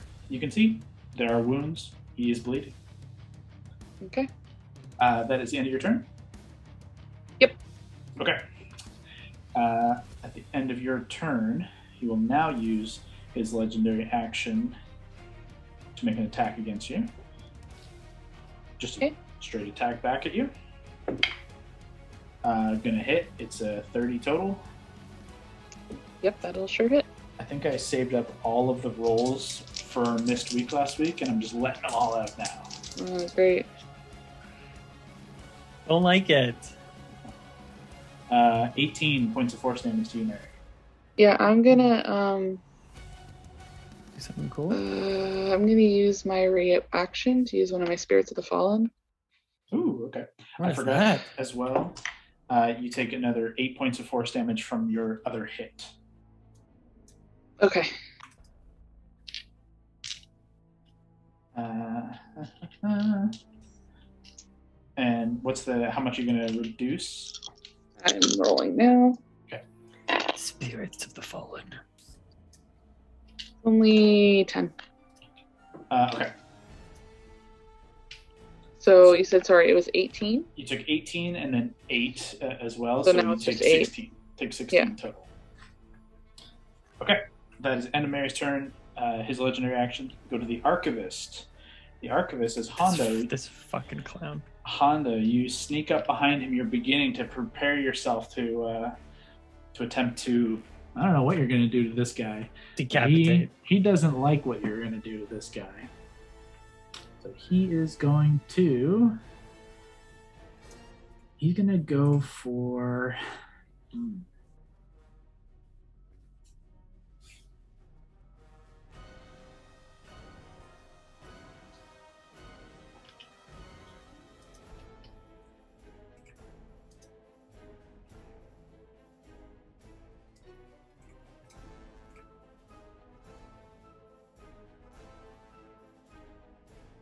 He is going to try a little spell on you. This creature within On 30 each? foot. Yeah, a little 30-foot cone. But he wants to hit Hondo specifically, so he's only really targeting Hondo here. Hondo, I need you to make a wisdom saving throw, please. Come on, Hondo. All right. Let's see. 13. Right, wisdom Plus? save. And wisdom save is +3, 16. Just fails. Grr. 17 DC. Hondo, the Archivist turns on you, and you watch as he spins. His hand kind of rakes across this kind of clawed hand, rakes across the space in front of you, and in the wake of it, you just see this entity like rise up out of him, like this alien entity, just like, and it just like scares the fucking shit out of you. You are considered frightened. Oh. While frightened by this spell, a creature must take the dash action and move away from the Archivist, in this case, by the safest route available on each of its turns, unless there's nowhere to move. So you have to use your action to dash away from this space on your turn. And then he is just going to position himself downstairs. Does Hondo get an attack opportunity? You could take it at disadvantage, but you are frightened. So yeah, you have disadvantage on the attack, but technically you do. I'll try it. If you want to take a swipe at him. With, Get that rodent. let's see. 2d20s, take the lower. Yeah. Okay. Sorry, my roll is not working. Okay. Roll. Okay, there we go. 17. Okay, roll another one. Gotta take disadvantage, though. So one more. 4. Okay. Okay. You We're added using a decent Whisper? amount. And Whisper is plus 14. So 18 does hit. Wow. So go ahead and roll. You don't get sneak because you have disadvantage on the roll. Shit. Sneak attack is invalidated, but you still get the 3d4 plus your modifier, and he still has to make a con save to try and maintain concentration on this fear.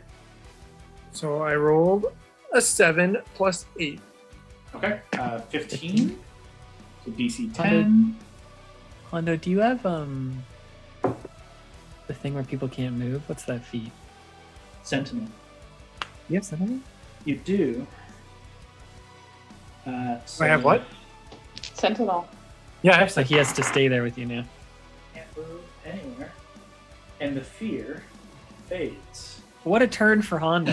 What a pretend turn for Hondo here. A single reaction. He gets you with this fear, and yet you still just strike out at this thing that scared the fuck out of you. You try to kill it because that's a Hondo thing to do, and suddenly that fear fades, and you see the fear return to the Archivist's eyes as now staring down his worst nightmare in Hondo, alone in a dark corner. That is going to be the Archivist's turn. That takes us to Allie.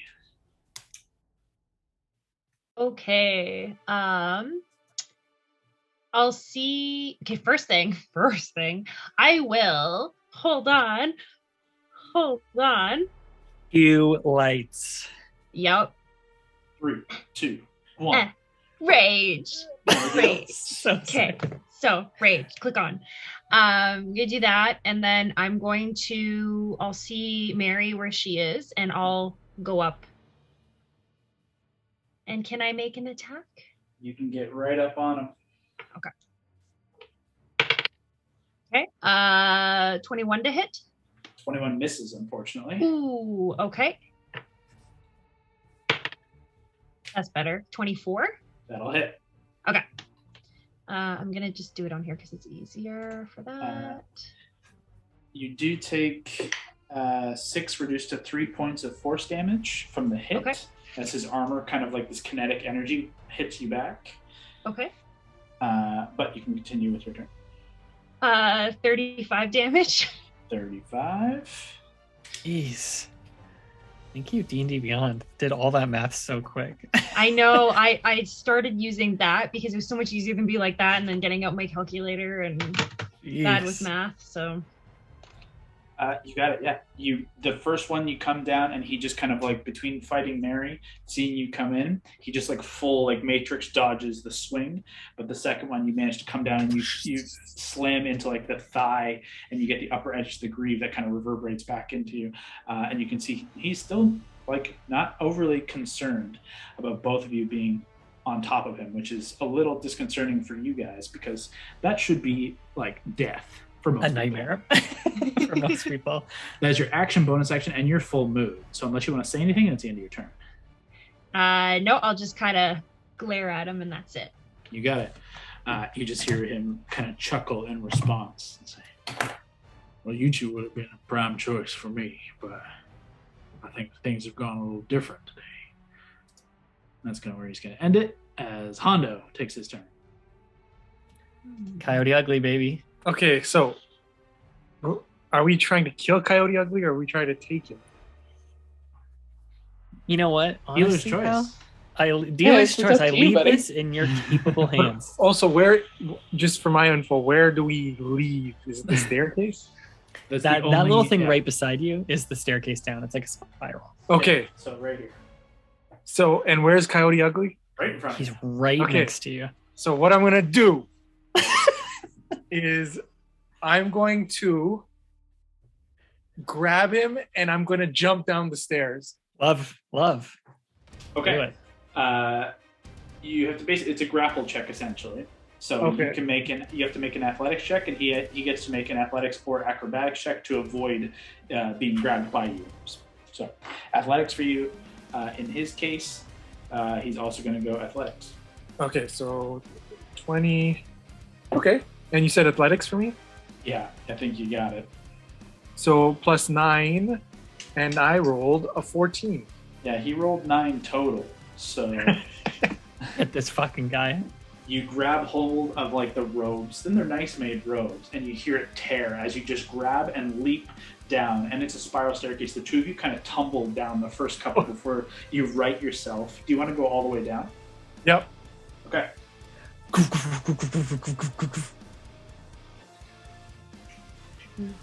Looky at this little mapsies. Ooh. Hondo and the Archivist. You go ahead and just make an acrobatics check, because you did say you jumped down the stairs. So I want to see if you are prone at the bottom of the stairs or if you stand tall at the bottom of the stairs. Okay. So acrobatics is plus 11, and I rolled a 6, so 17. 6 is not great, but I'll give it to you. With the Archivist in tow, like you kind of like both like, you know, barrel roll over each other down the stairs. You're tumbling, you land on top, you stand up with his like, you know, scruff of the collar, pulling him up. He weighs like nothing. He's this tiny little scrappy little jackal coyote. And as you are holding him technically grappled, you look about the rest of the compatriots here. What the fuck is waiting downstairs? Do I get is that a bonus now? We're just about there. Hang on. He's gonna show you the other friends that are waiting down here. Oh, this should be fun. Who is that? What Oh. are these? Oh. No. This the gang?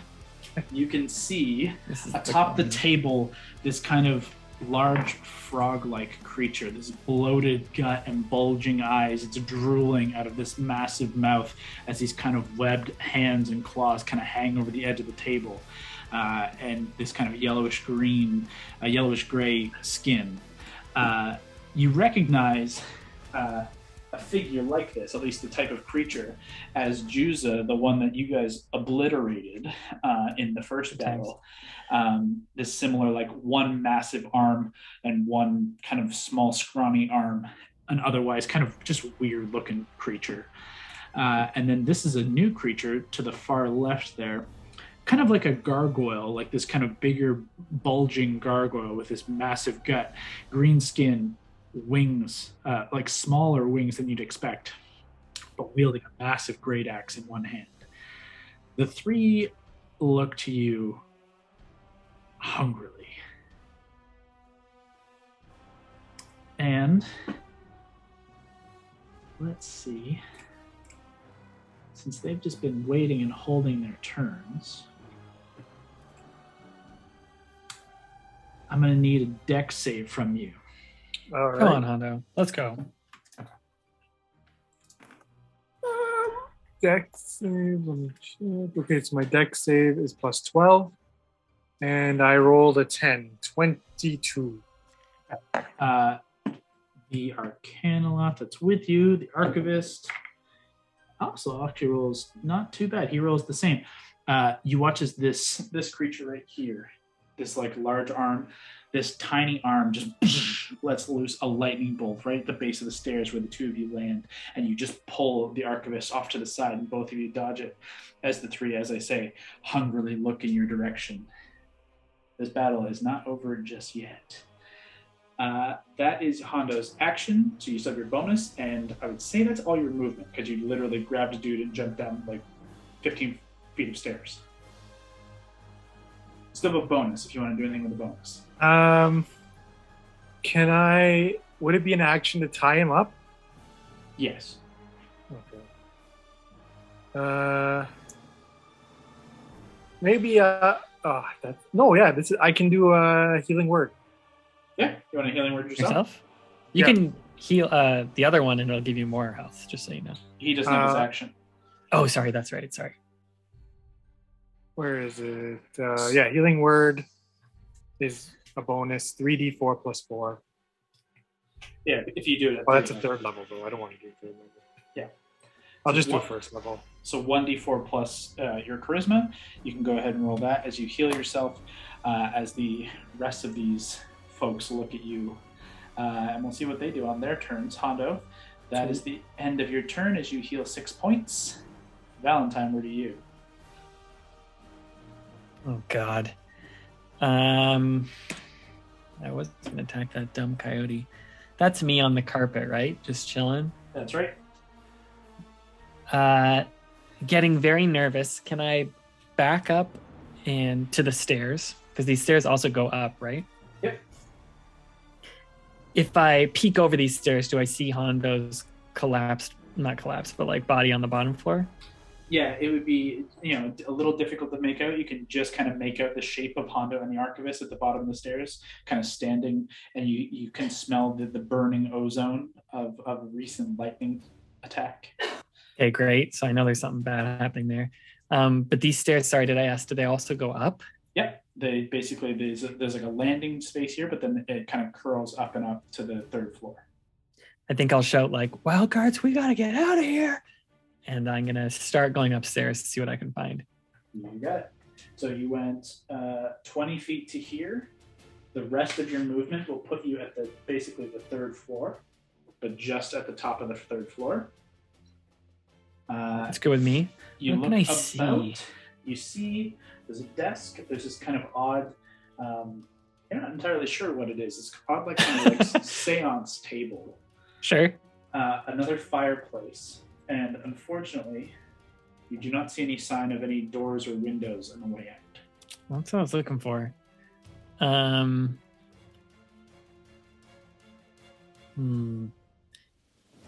Do I feel like this was the top floor from the outside? Like, well, it has to be. There's no other like top floors. Yeah, you can be pretty confident. Like this structure is like a townhouse. Like there's a whole strip of townhouses. So left and right, it's just more like houses and buildings and structures. But like this would lead to the roof. Like you can see like roof boards. You know what I mean? Like you can see an open attic roof here. Above me, basically? Yes. There's no hatch or anything. However, it is a path outside one way or another. Yeah. How high is the ceiling above me? It'd be 15, 20 feet. That's pretty good. Let me just look at this quickly.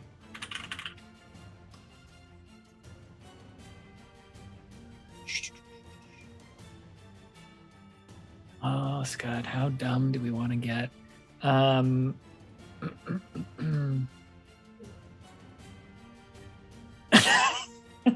All right, fine. Fuck it. Let's have fun with it. I am going to I'm going to fireball the roof, like from like trying to shoot across to like fireball like the attic roof, trying to explode it or set fire to it to make it easier to get out. I'm going to say you can absolutely do that. It's not going to have an explosive like boom, the whole roof is open now. It will take a couple like multiple attempts to like break through a section. A fireball is going to do a big portion, and it certainly could set fire and over time burn a bigger space through. But it's not like it's more of like a flash explosion than it is like a dynamite explosion. Concussive, yeah. Okay. I also feel like you might bring the rafters down on yourself once they catch fire and start falling. That is a possibility. Fair. I'm not saying it won't work. I'm just saying it's not going to work the way you initially think it will. Okay. Cool. So let me look at some options here at this.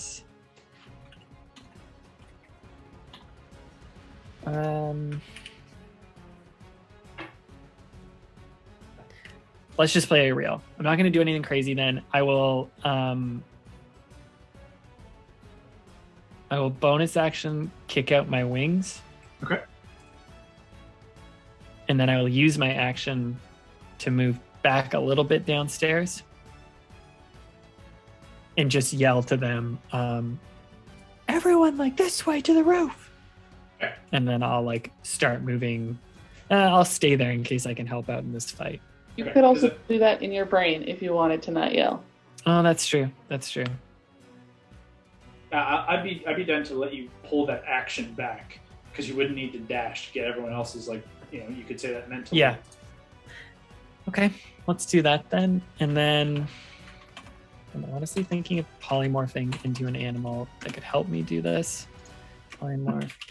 I don't want to do a giant ape because I don't want to collapse the fucking floorboards. So I'm just trying to look up what I could turn into here. Like a fucking bear or something, a rhino. It'd be fucking Rhino's pretty fucking heavy. I'm gonna turn into. Yeah, could I turn into like a polar bear? Sure. I can't do a T-Rex. The T-Rex would collapse the floor. That is probable. Yeah. We've had the mini for so long, and then Lavender never did it again. Yeah.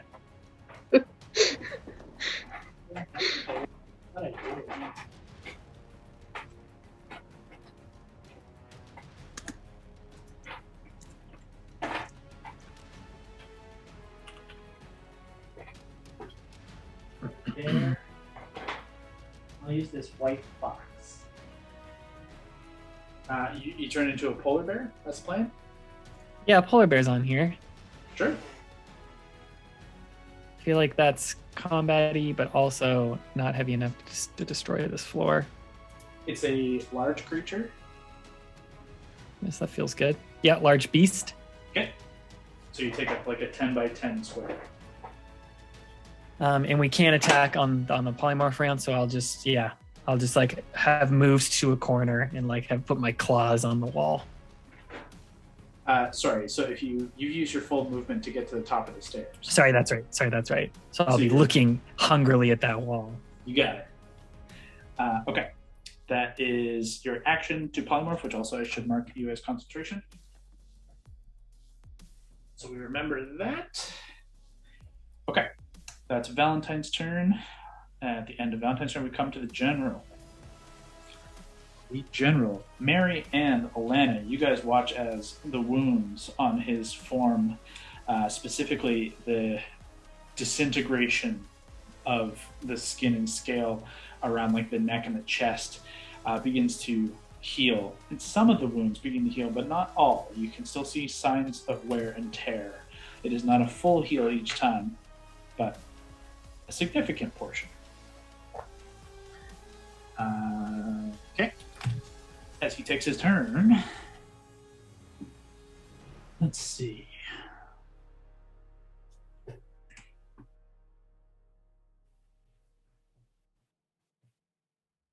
Yeah, that's what he's gonna do for sure.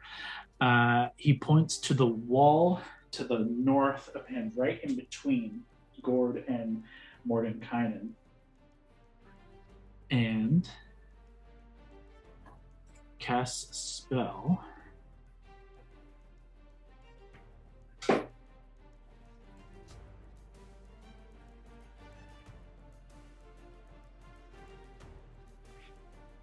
You know what?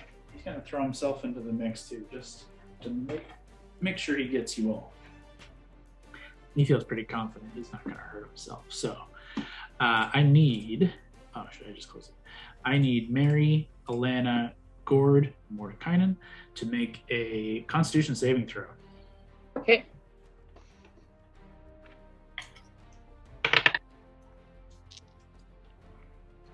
Oh, Mordenkainen, that was bad. Oh, great. He has inspiration. It's not going to help. It was two threes. No. It was bad. Oh, Mordo! God damn it. It was bad. 25 for me. 25 is a success. Allie? 27. That's success. Gord? 22. Success. And Mordenkainen unfortunately fails, and the general succeeds. So, con save. You take half as much. Okay. You guys watch as the point he points to on in the center of the room towards the wall, kind of up high on the upper corner of the wall, this like thin little bead strikes, and then it holds, and you can see this little black hole begin to form, and you just feel everything begin to pull in that direction. Papers begin to fly above the space. Mordenkainen is drawn directly up to it and held in space, like crushing in on him.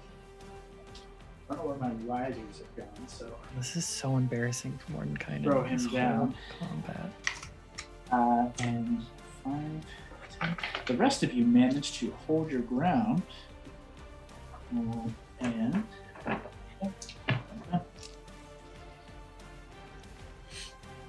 let's see.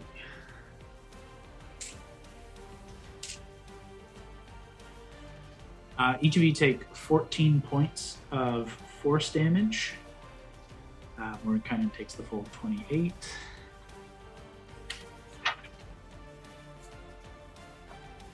And that is that.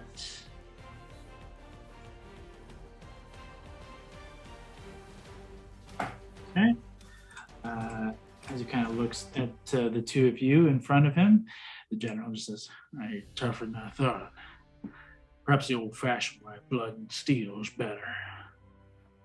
And he is not going to attack, but you see him take a defensive stance, ready to strike with blade up.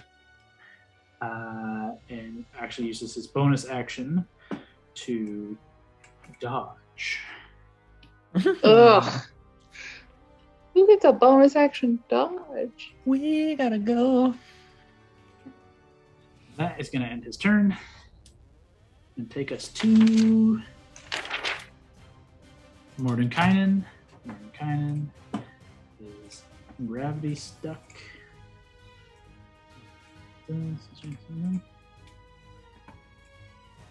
Okay. Oh, he drops at the end of that. So he drops a little bit. Suffers a little bit more damage as he falls to the ground, catches himself, and then is going to rear up. With the Archivist gone, can now unleash some very powerful spells.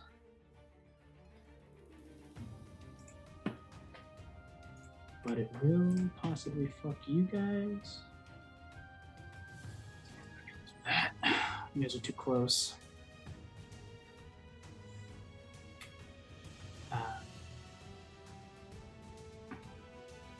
He is just going to put damage down and just throw out 2 prismatic missiles at the general.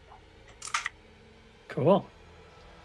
You guys watch as he just claps his hands together as he stands up, and 2 kind of elongated diamond shaped crystals of rainbow-hued energy fire out and each kind of splatter into him, and he takes some damage as they 1 hits, 1 misses.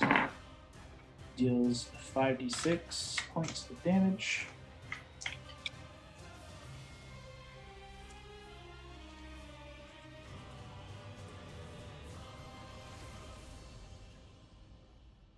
Uh, 12. 16 points of damage. And he has to make a wisdom saving throw or be blinded. Which he does. Wisdom save of 27 succeeds. So not blinded, but takes some damage. Damn, man, this guy's whiz save is unreal. It's pretty good. It's actually, honestly, it's not crazy. It's no better than yours, but just happens to. It's very bad. Well, it's no better than Mary's. He is going to use the rest of his movement now that he's fallen. Get to the stairs and hold there. Then it's going to end Mordenkainen's turn and take us downstairs to our 3 fellows and friends looking at Hondo the Blue. Bye. Now, the first to go is the old frog fella. Let's see.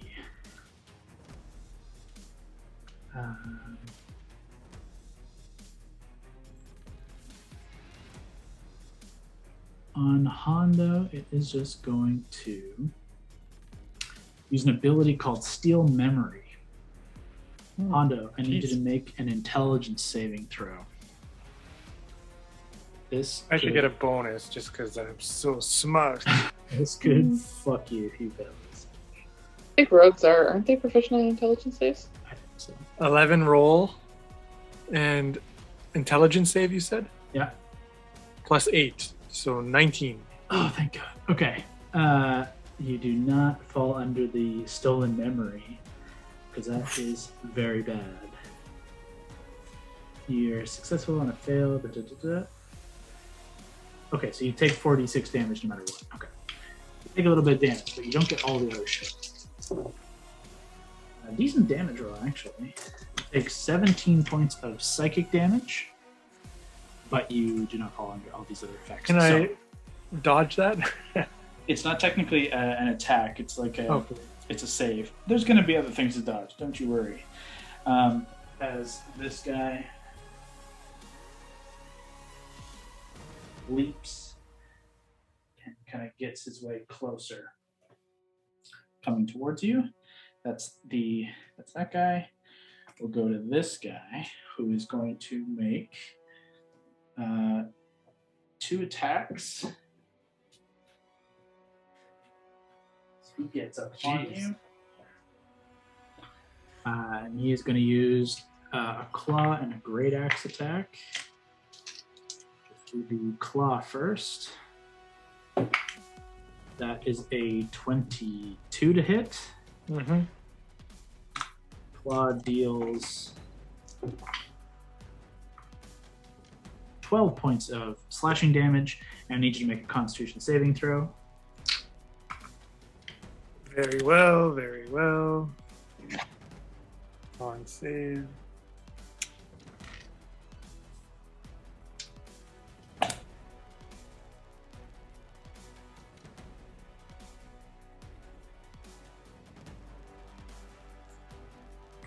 It's an 8. 8 total. Oh no, with the con save, it's +4, 12. Okay, that is unfortunately a failure. You feel as the claw strikes through your flesh, it burns in this almost poisonous way, but not quite the same. And you can just feel it kind of like constantly stinging. That focus pulls as a great axe comes down towards your head, but is going to miss with a total of 10 to hit. You manage to duck underneath the great axe as it embeds into the stairs, and he pulls it back out, not hitting you. As finally, the last friend down there is going to... He can't... actually, no, I can't. He's just going to throw another lightning bolt. He's going to close here, run it down this line. I need you to make a dex save.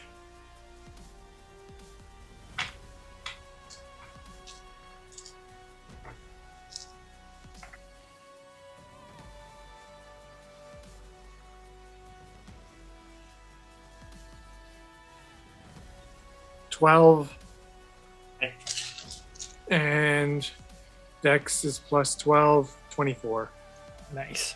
You succeed handily, and you dodge another one of those bolts. Actually, the Arcana Lock gets caught in that too. No, he suffers. The Archivist gets slammed with a bolt of lightning.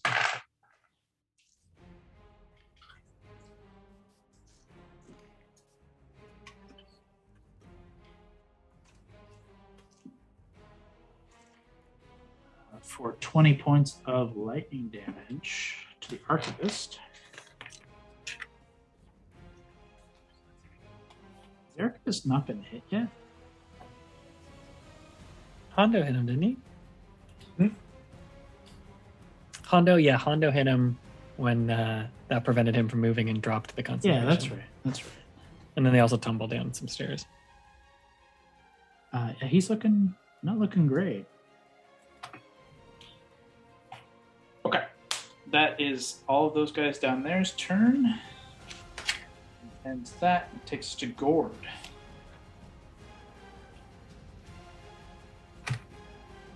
Who's the God. guy across from me, like in the corner there with the staff? That's Mordenkainen. You've got Good guy. Allie and Mary, and then the general is the only enemy in sight here. You've heard from Valentine, he wants to get to the roof, and you know Hondo is downstairs, and by this point you guys can hear a ruckus coming from downstairs.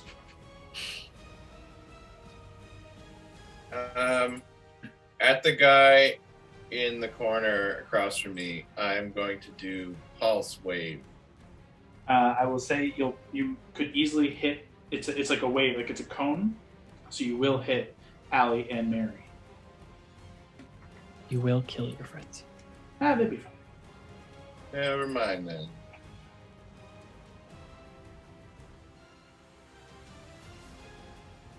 You Well, it's cast got no- lightning lure inside. Yeah. Ooh. I'll do that then. Got that guy. That you can do. I think you need to get a little closer. I want to say it's only a 15-foot range. I'm not 100% Yeah. on that. Yeah, it is. So you Let's need see to what get this son of a bee. to there, but go Not ahead. him, the other guy. That's your friend. Yeah, he's our friend. Oh, okay, never mind.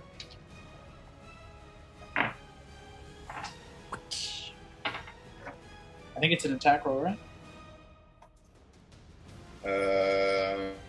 Spell attack roll?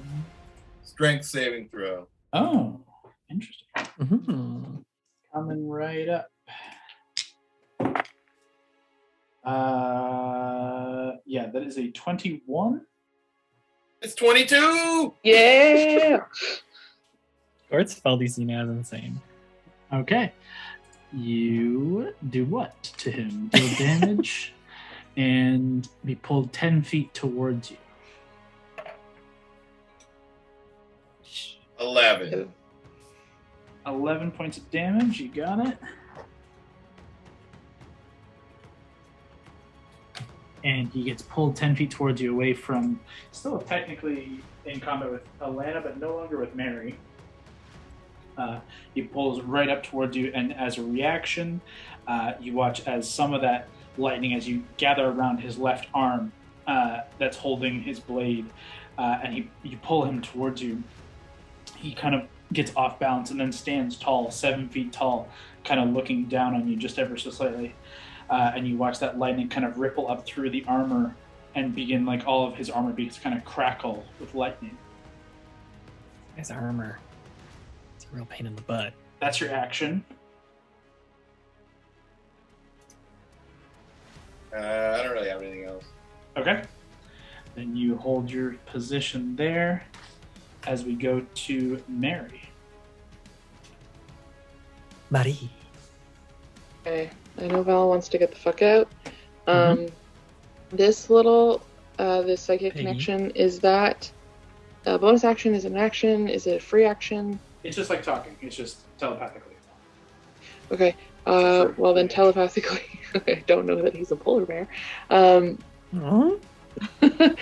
I'll just say we can hold him down here until everyone gets clear. I can get myself and one other out. And then I'll move so I'm across from Gord. Mm-hmm. And I'm just gonna try to hit him again. You have flanking now with Yeah. advantage on the attacks. First is 14, the second is an 8, so 14 plus a lot. Should know this off by heart. 40 plus 14, so 28. That hits. And With you advantage, which means sneak. You suffer 4 points of lightning damage. Oof. Oof. Lightning damage. Oh, it's Gord's spell. Yeah. Mm. So he takes the damage from spells. He like stores Can them and give then brings it- them back. Yeah, that's pretty fucking cool. I thought so. Take his armor. Okay. I'll start with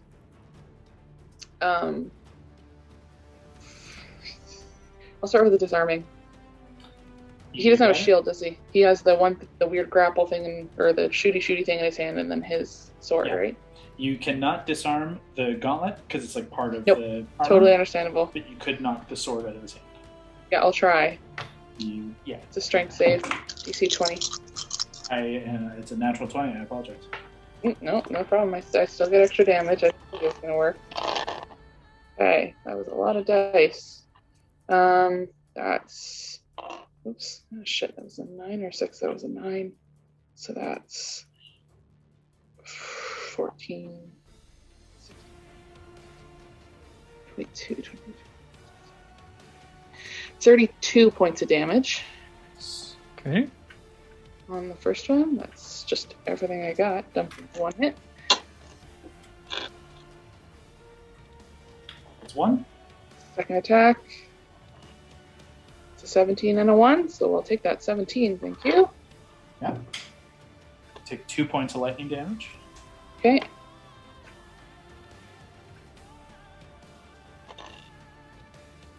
That's not as much. 14 points of damage. Okay. Third one. This one may hit, might not. That is a... Oh, actually, no, it's not too bad. That's a 26. That'll hit. Yeah, I forgot how much I add. 5 points of lightning damage. Yeah, I got that. Oh, fuck me. That took me beneath 100 more than anything else. Okay, guys, we're gonna get out of here. And let's make that one a something. I just gotta decide what. I'm assuming he can't be afraid. I'll try it. I'll try a menacing attack. Okay. It's a whiz save. Seems to be unfazed by your intent. I still get damage. Yes, you do. Okay. This is your third. That was the 26 to hit. Yeah. Okay. That's 7 is 14. 22 points of damage. Okay. Bonus action. I'm trying to see if there's anything else I want to use my bonus action for. I'm not going to dash. I'm not going to disengage. You know what? I'm going to second wind. That's pretty cool. All right. That's a 10 on my second wind. Thank God. Okay. Okay, and I'm not going to move anymore. That's my turn. Okay. As a legendary action, the end of your turn, he is going to...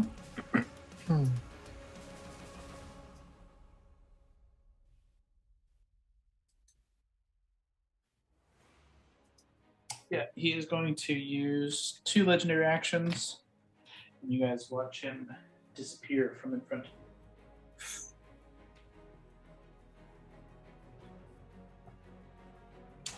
That is going to end Mary's turn. Take us to the Archivist. The Archivist is still being grappled by you, Hondo. He's going to attempt to break free of your grapple. Go ahead and make an athletics check. Versus his athletics. Oh, bad. 18. Oh. Nice. Plus. You got it. Don't worry. He's like you're kind of holding him by like the scruff of the neck and the robes, and you've got it kind of like half down, and you've just been like battling with these 3 new monsters that are coming in, and all the while this guy's just trying to weasel out of your grip, but you're just so focused on like fuck this fucking guy, and you manage to hold on, and he uses action to do that and doesn't have any bonuses and can't move, so that's the end of his turn. Nice use of weasel, by the way. We come back to Alana. Okay, I'm still raging. I'm going to just straight up just hit him again. Yeah, you can still like sense there is a presence there. You can still hear the breathing. You can hear this like you can just still smell that musk. Go ahead and make your attacks. They are at disadvantage. Okay. Okay, hold on. Okay, so that is 23 to hit. Just hits. Yeah, get him. Get him. You take 5 points of lightning reduced to 2 from the hit.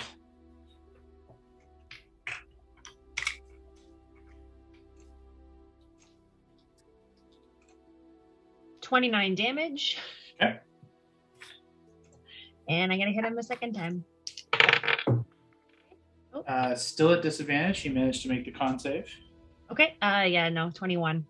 Unfortunately, the second one, you strike and you feel like it should have hit the same spot you hit before, but in that time he has repositioned ever so slightly and just hitting wide at an invisible space. You still deal damage at least on the first. That is your action to attack. Anything else up for the bonus or movement? Am I able to mark him? I would say... Because I know he's invisible. Yeah, there's a part of me that says that doesn't really work if he's invisible. Okay. Like, It might say creature that you can see your creature or when you attack. I'm not sure. yeah, I'm just gonna if you want to look it up, and if it doesn't say creatures you can see, then you can have it. But if not, I feel like you have to be able to see him to do it. If you had marked him before he went invisible, I would still count it as you've already done it. But to hit him now with it doesn't quite make sense to me. I hope that seems fair. Yes, yeah. All it says is just a creature in front of you. So yeah, that would make sense. I wouldn't tell a difference. So yeah, that's totally cool. Okay. Then yeah, I mean, ain't gonna be invisible forever. But unfortunately, yeah, I would say it doesn't quite make sense in this case. Okay. So, I'll just hold my stance. You got it. You hold tight, and Alana's turn takes us back to Hondo, top of the round. Okay. What are you doing down there? I'm going to use it. Can I use my robe to go to the ethereal plane? The astral plane? Astral plane, sorry. You can certainly try. And could I take Coyote with me? It specifically says just you. Okay, well, I mean, I'd rather get out than... So, using the Robe of Stars, let's pull up the specifics of it. Okay. Blue. The first time using it. Your Robe of inventory. Stars. Okay. So, it's... While you wear the robe, you can use an action to enter that astral plane along with everything you are wearing and carrying. Oh yeah. You remain there until you use an action to return to the plane you are on.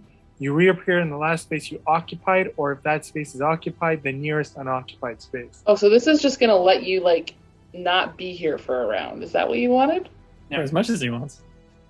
As long as he decides to be gone. I mean, what? Okay, so just before I confirm this, when I'm there, could I technically take a short rest? If you stay there for an hour and heal, basically. and nothing tries to kill you. Interesting. And nothing tries to kill you. That's also a good point. But when you're by yourself in the place where we were and it was bad.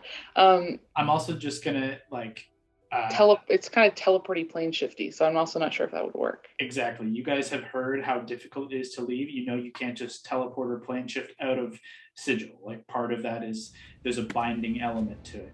You're not sure if this is a kind of a get around element or if there's a check involved or what. Oh boy. So you might get there and not be able to come back. Okay. Then I'm just thinking, okay, wait, then that may not be my move. Because I'm just thinking, where are the stairs again if I want to go back up? You're on the You're, like, bottom on step. it. Oh, I'm on. You could run up. I would just say if you're going to bring the Archivist with you, you'll be moving at half speed. If you move without him, you can move full speed. But if I get up there, it also looks like I'll be alone. No, I mean second floor is here. This is where Mordenkainen and these guys are all at. Okay. Third floor would be currently just Valentine, but you don't technically know them. Okay. I'm going. You know what? I'll run up the stairs with the Archivist. I'll try. You're going to bring him? Yep. Okay. I'll kick him in the balls when he get him down, and then I'm bringing him up. You drag the Archivist. The Mechaniloth that is standing there is going to get an attack of opportunity on you as you rush up the stairs. Can I use him as a human shield? Yeah, you know what? I'll give you either you can take it as half cover, or if you want to use your reaction to throw him in the way. Yeah. Okay, it burns your reaction, but Okay. I'll let you do it. The same roll would be a 20 to hit. Does hit the Archivist. Jesus. So the Archivist is going to suffer 2d12. The Archivist suffers 20 points of slashing damage. Oh. He'll be okay. He doesn't look good. He's looking rough. So you move at half speed while dragging another creature. So it takes you basically your full move, and you have to kind of push past Mordenkainen at the top of the stairs here to use your full move to get to the top of the stairs. Okay. That's my action, I'm guessing, right? No, that was just your movement. Okay. You have a bonus action if you want to move even further, just so you know. Yeah. Yeah, maybe I will just away from the staircase because I'm sure those big guys will come up. So maybe just bonus move away from the stairs a bit. So do you want to move like east or west across here? Do you want to go south, or do you want to go upstairs to the third floor? Okay, maybe.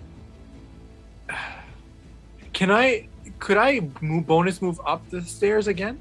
Yeah. Why not? Are you dragging the Archivist with you? Yep. You rush up and you find a polar bear at the top of the stairs. It doesn't appear aggressive, and I would say you're able to kind of push past ever so slightly, dragging the Archivist, using your full move to get to the top of the stairs beside this polar bear.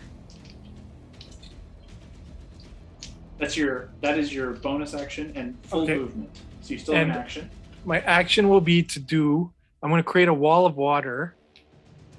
Your friends do have to come up the stairs. Yeah. So I'm not going to cover the stairs, but I'm going to separate us from the stairs so they can come up, but they're not going to get to us.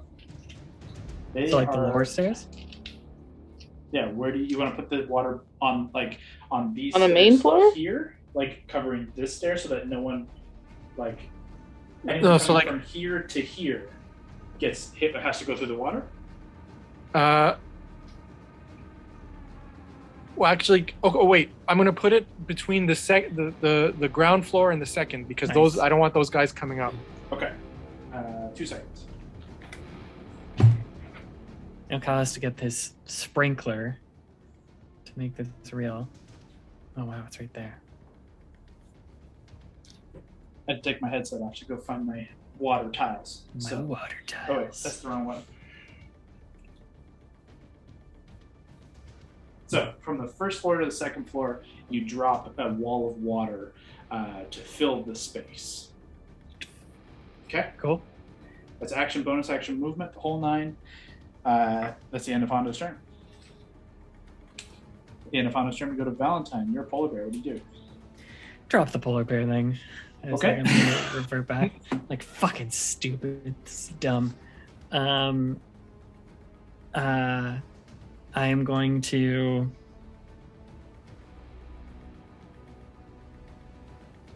I think it's good to have some options. I'll put my hand against that wall beside us. And I'm gonna cast a level 4 Thunder Wave at it. Oof. Okay. There's no save, so go ahead and roll the damage.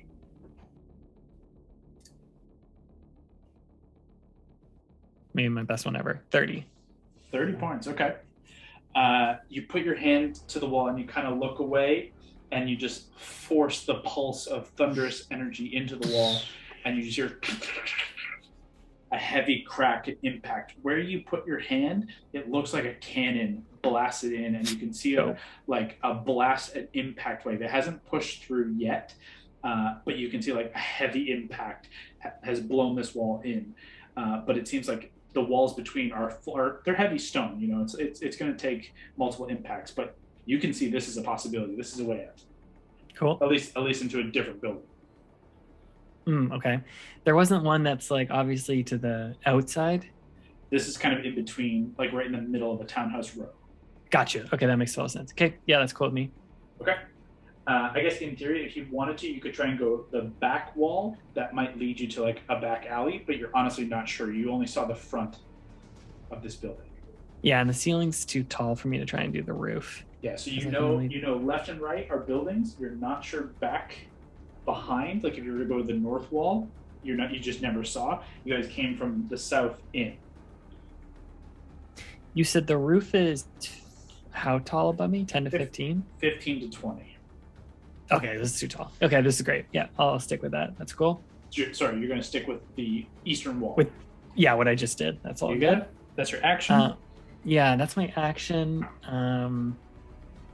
Mentally, I'll just be come upstairs. We can try and teleport. We can try and bail the fuck out of here. And then bonus action. I'm going to inspire Hondo just in case. Okay, very good, cool. How do you inspire Hondo?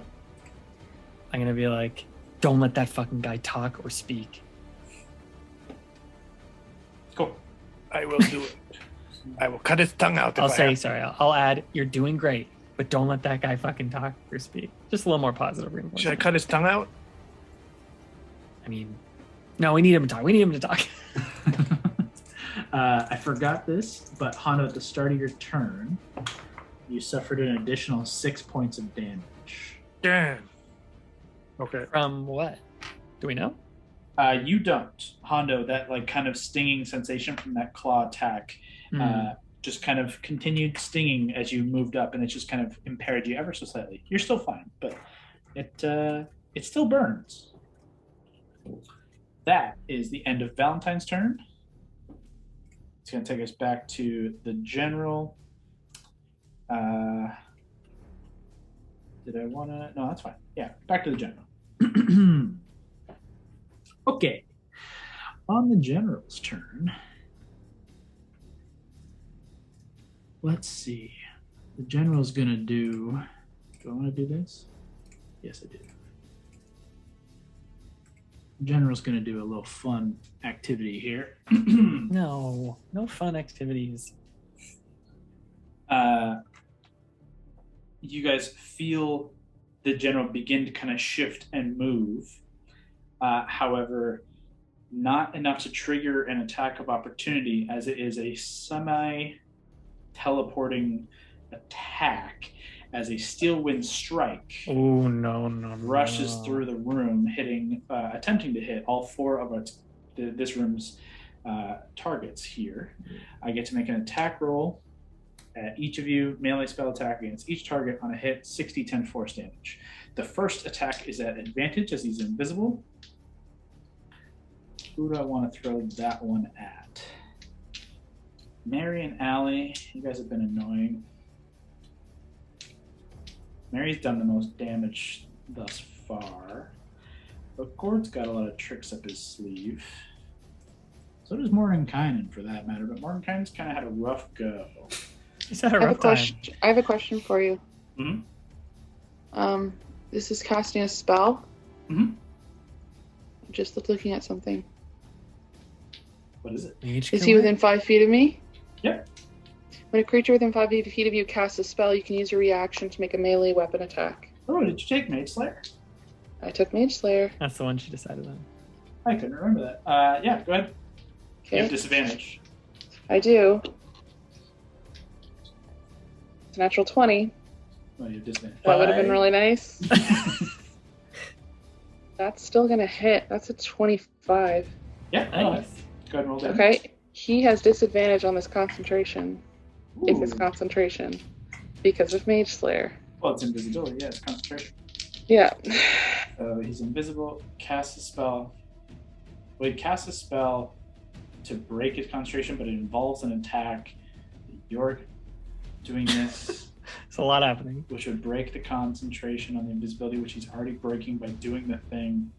Oh. So would she get that nat 20? No, because he's still invisible, but he's not. It's all But happening he all casts- at the same time. Okay, But if he casts the spell, I'll give then you he the 20, breaks. but he still gets the. I'll give you the 20, but he still gets the advantage on the hit. Okay. Or That's you can take. He gets no advantage on the first hit, and you get not a crit. No, it's fine. The first way you said it is fine. Okay, so you want the crit. Sure. Okay. Give me that crit. Take the crit attack, and he gets an advantage against you with this Steel Wind Strike. Ooh, I actually rolled pretty good. He is, yeah. 11.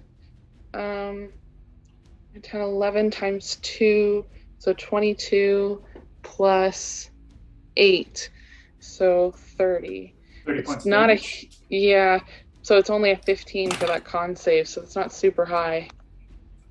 Con save doesn't matter because the invisibility breaks anyway. Oh, the invisibility dropped. Right, okay.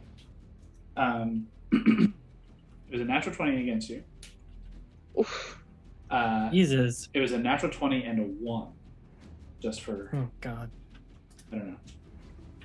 I could snap it again, but you guys believe me. No, I believe you. So 30 points of damage to him. Yeah. You strike down. just as he kind of goes into this whirlwind of just like ping-ponging across the room in this just intense speed and striking, just like heavy like death blows. Like he's going for like heavy arteries and veins. These are going for big hits, and he gets you good with the first one.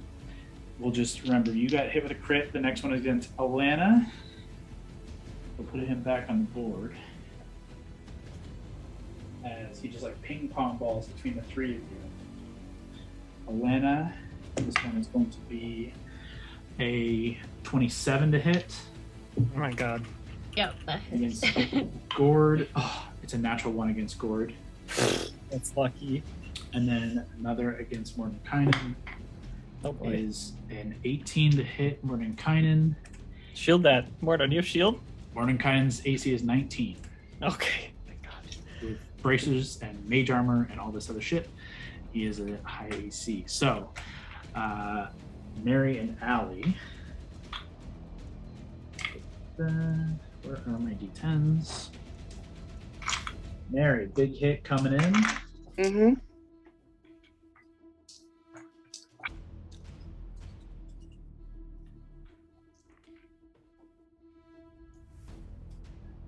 And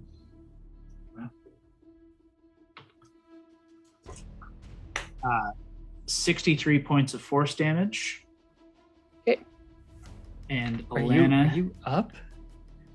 I have 58 hit points. Alana Okay. is 33 points of force damage against you. Okay. Is No. force reduced or no? I don't think so. For Allie? Everything Yeah. except for Psychic was reduced for Allie. Psychic is the one. I thought it was force. So then 15. 17 to 17. you. And then he is going to end 5 feet of Mordenkainen. Oh boy.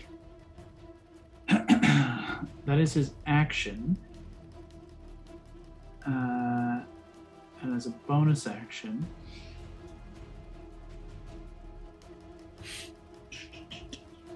dashes up the stairs. Oh hey. Did he... I thought for some reason Sealman Strike you end up exactly where you started.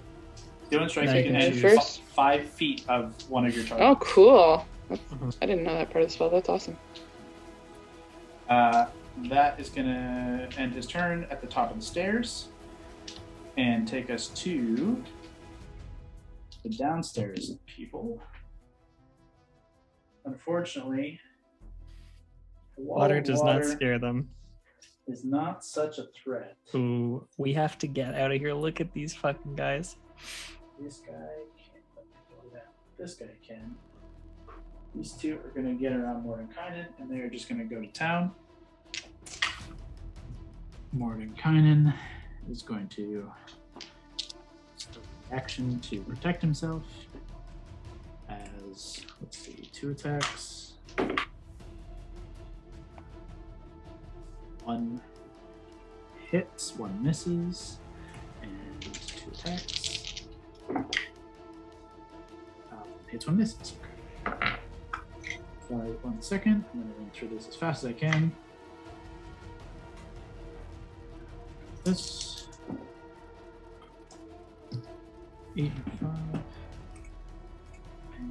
5. 12s. 16. 31 points of damage all said and done to Mordenkainen. He's not looking amazing. Mordo. Okay.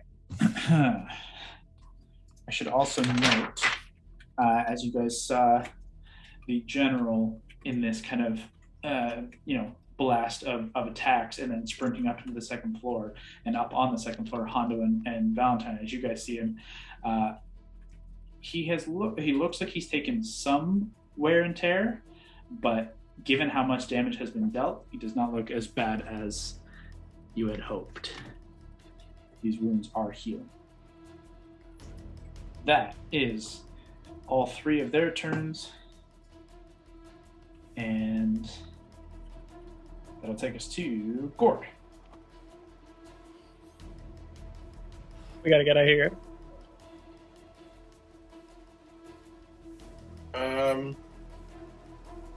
Who's beside me? You've got Mary and Allie, and you're here. The stairs are now kind of blocked up by these guys over here and surrounding Mordenkainen. When does he go in the initiative? Mordenkainen? Yeah, like how soon after Gord? Oh, wait, did I skip him? I don't know. I think I did. He hasn't done anything in a while. Yeah, he's supposed to go after the general. So we'll just say he goes after those guys. So we'll say he goes right before Gord. So hold on to your horses there, Gord. Maybe Mordenkainen was teleported. You can just fucking get out of here. No, not going to do that. You guys watch as Mordenkainen throws the hood up, and he disappears from sight. Okay. Cute trick. He is still mind linked with all of us. Mm-hmm. That's his turn. Gord, now it's your turn. I will cast Mass Cure Wounds. Okay. You can see yourself, Allie, and Mary. So those are the only 3 targets you can affect. Yeah, that's cool. Okay. Go ahead and roll and cure these 3 targets. 19. Okay. Mary, Allie, and yourself, you guys heal 19 hit points. Thank you.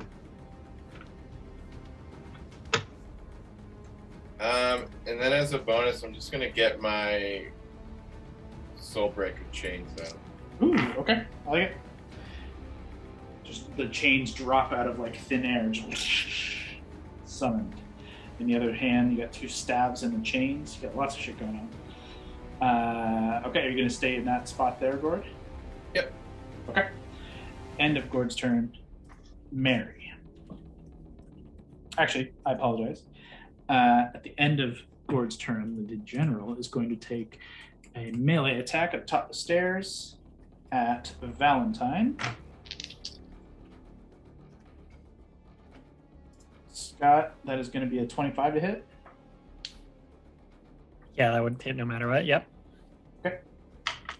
He rushes up the stairs like lightning fast, just as you pull your hand back after blasting into the wall. And as you turn around, you already feel the blade coming across your midsection as you suffer 17 points of force damage. Okay. Go ahead, Mary. Okay, so what's his fuck got to the 2nd floor. Mordenkainen is not looking fucking great. It's not looking anything. He's No, invisible. oh, that's right. That's right. He's invisible, but we don't You know. not see him. Okay, we don't know where he is. I'll, in the mind link, just say, do we have a plan to get the fuck out of here? And I am going to look around. Question for DM, although I guess I wasn't focusing on it at the time. Did we see what happened to that crystal ball? In the mix of everything, it's been like the table's been kicked over, and then the gravity sink, everything got kind of sucked up into this corner here. So like anything loose has been like chucked into a giant pile of shit there. Cool. So Can I use my bonus action eye for detail? Is it See an if I see it? investigation or perception? It's either. Okay, I would say investigation, please. Okay. That's better for me anyway. Cool. Okay. That is pretty okay. That's a 26. Yeah, you can see it kind of in amongst a bunch of shit. Like you'd have to like move some books over top of it, and like there's like a candelabra or a candle, like a bunch of candlestick holders. Yeah, like a bunch of them that are kind of piled on top of it. You'd have to kind of take a second to sift it out, but you can do it. You see it. Okay. I already kind of said, like, mind link, do we have a plan to get out of here? I'll move towards it and scoop it if I can. Okay. I don't know if it's going to be useful, but if we're going to run, I want as much information as I can. Cool. I would say, yeah, you can grab it. Okay. That's good. That's good. You do not have a bag of holding, and it's relatively large. I would So say I'd only it'd have be one hand? scooped under one arm. Okay. So you do not have your bonus action. I don't have Tamar's Edge. Yeah. That's movement, that's action, bonus action. I don't think I can do anything else. How much movement do I have left? 5 feet. I'll start moving back towards the middle of the room, I guess. Get to Gord. Stay within Gord range. Yeah. Yeah, I'm like within 5 feet of him, 10 feet of him. You're both within 5 feet of Gord. So I'm just gonna look around to the other people in the room. We have an idea who is upstairs, right? No one teleported up there. It's just we've seen everyone run up there. And you've seen Val and Hondo make their way up, and you just don't know where Mordenkainen has gone thus far. Okay.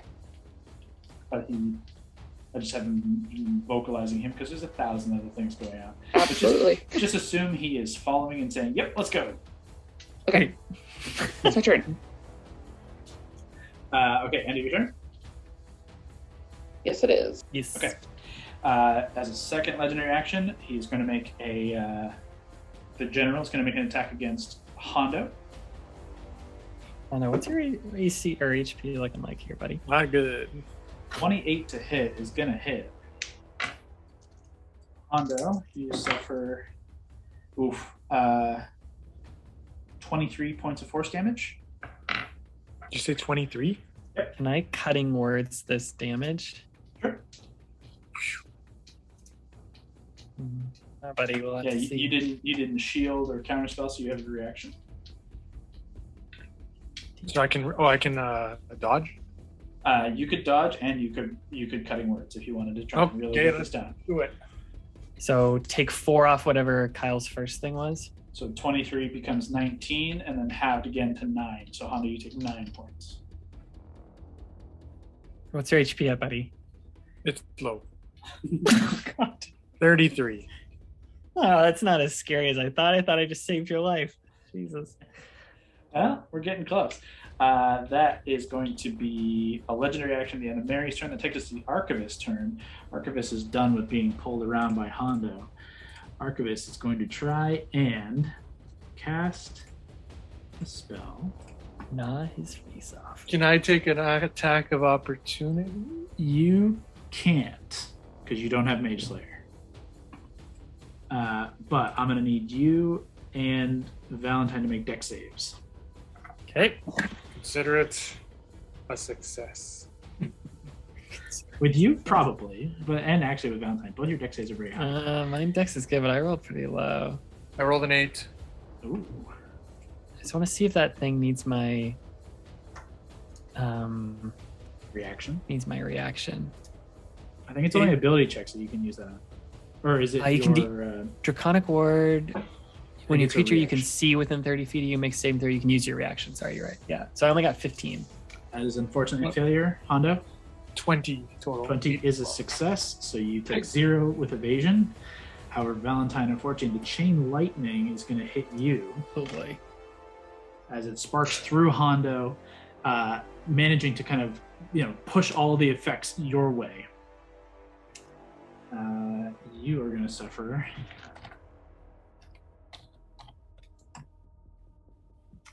the brunt of 42 points of lightning damage. Ooh. 7 health. Oh no.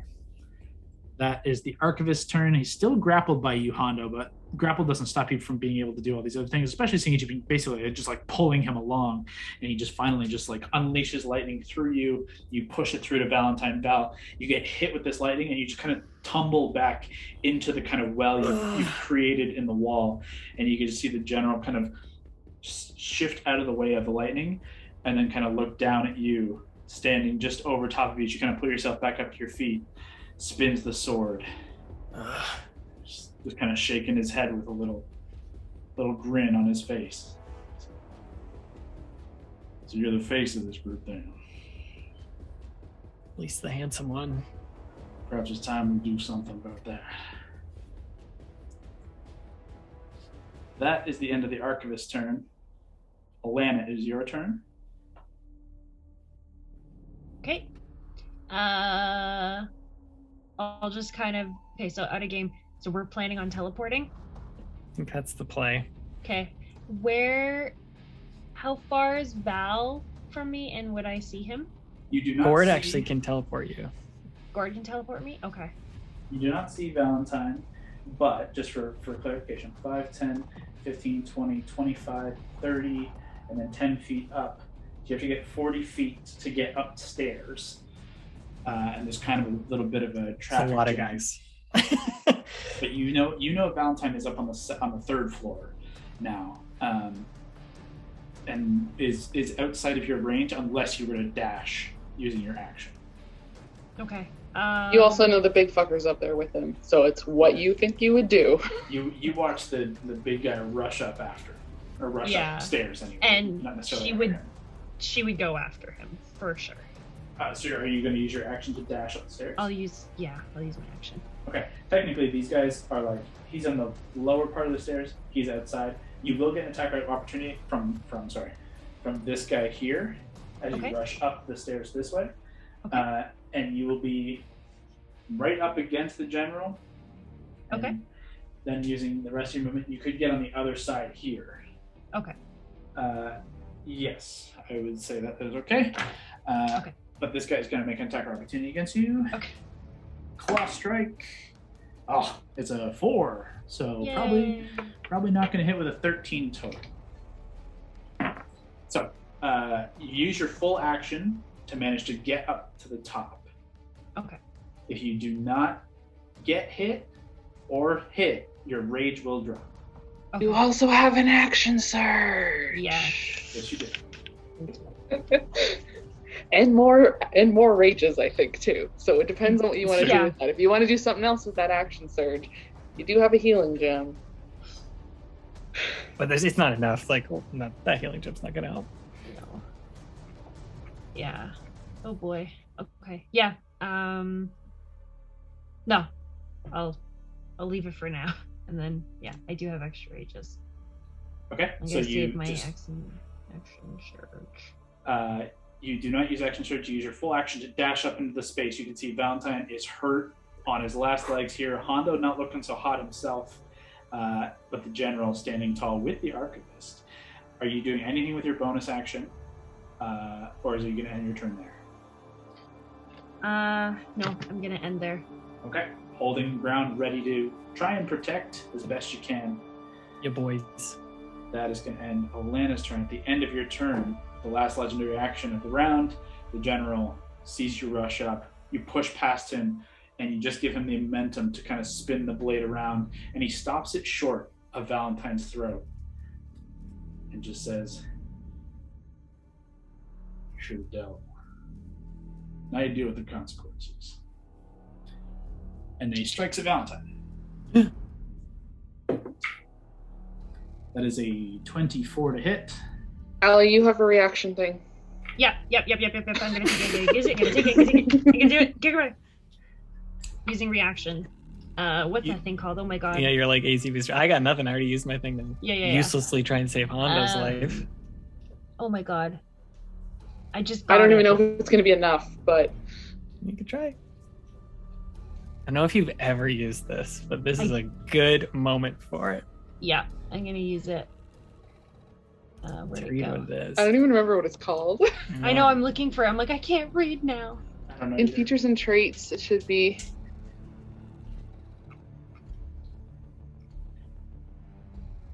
Where's this thing? Warding maneuver. If you are a creature you can see within 5 feet is hit by an attack, you can roll 1d8 as a reaction and add the number to the creature's AC. Okay. So I will use D8 at 24 is the what's Scott? What's your AC? I'm 19, so you gotta roll. You gotta roll Above 6. 5? Yeah. You gotta roll 6, 7, or 8 on a D8. Okay. Let's see. I'm gonna do. Try it. That's a 5. Oh, So close. oh. As the general reach holds the blade just shy of his throat, and Val, you know you're beat at this point. Like you're at his whim, unfortunately. But Allie rushes up, and as the blade is held, and he has this moment shared with Valentine, you try and slam out at the blade with your hammer, just to bash it out of his hand. And you do connect, and he just kind of shifts to his left, but then it slices hard back right, and it cuts across Valentine's throat, dealing 15 points of force damage. Thumb down. Across the throat. Valentine falls, slumps to the ground, and begins kind of bleeding. As the general now kind of turns defensively, blade up, pointed to you, Alana, kind of a glance over to Hondo. Says, "That's one. I can make it all 6 if you want." That's going to end Allie's turn, the legendary action thereafter, and take us to Hondo. Okay.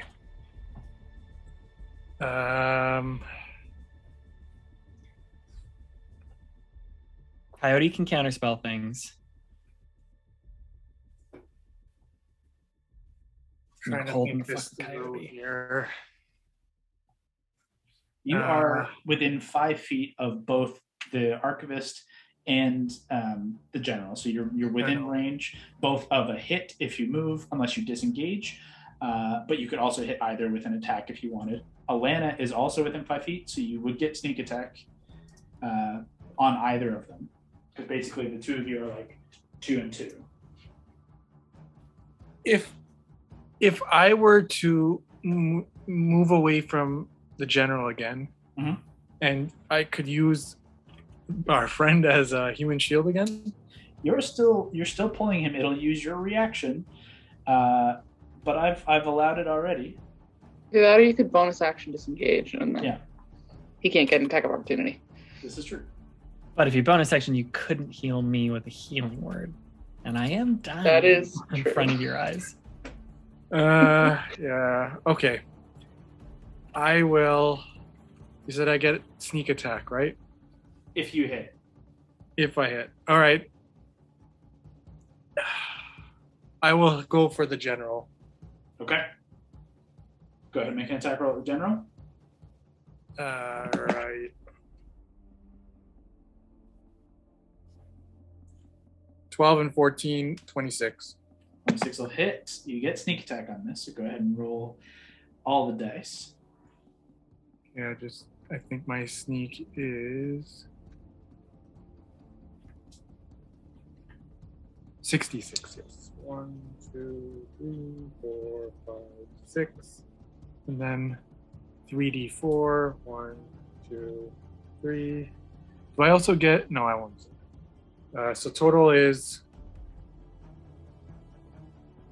31 plus 8.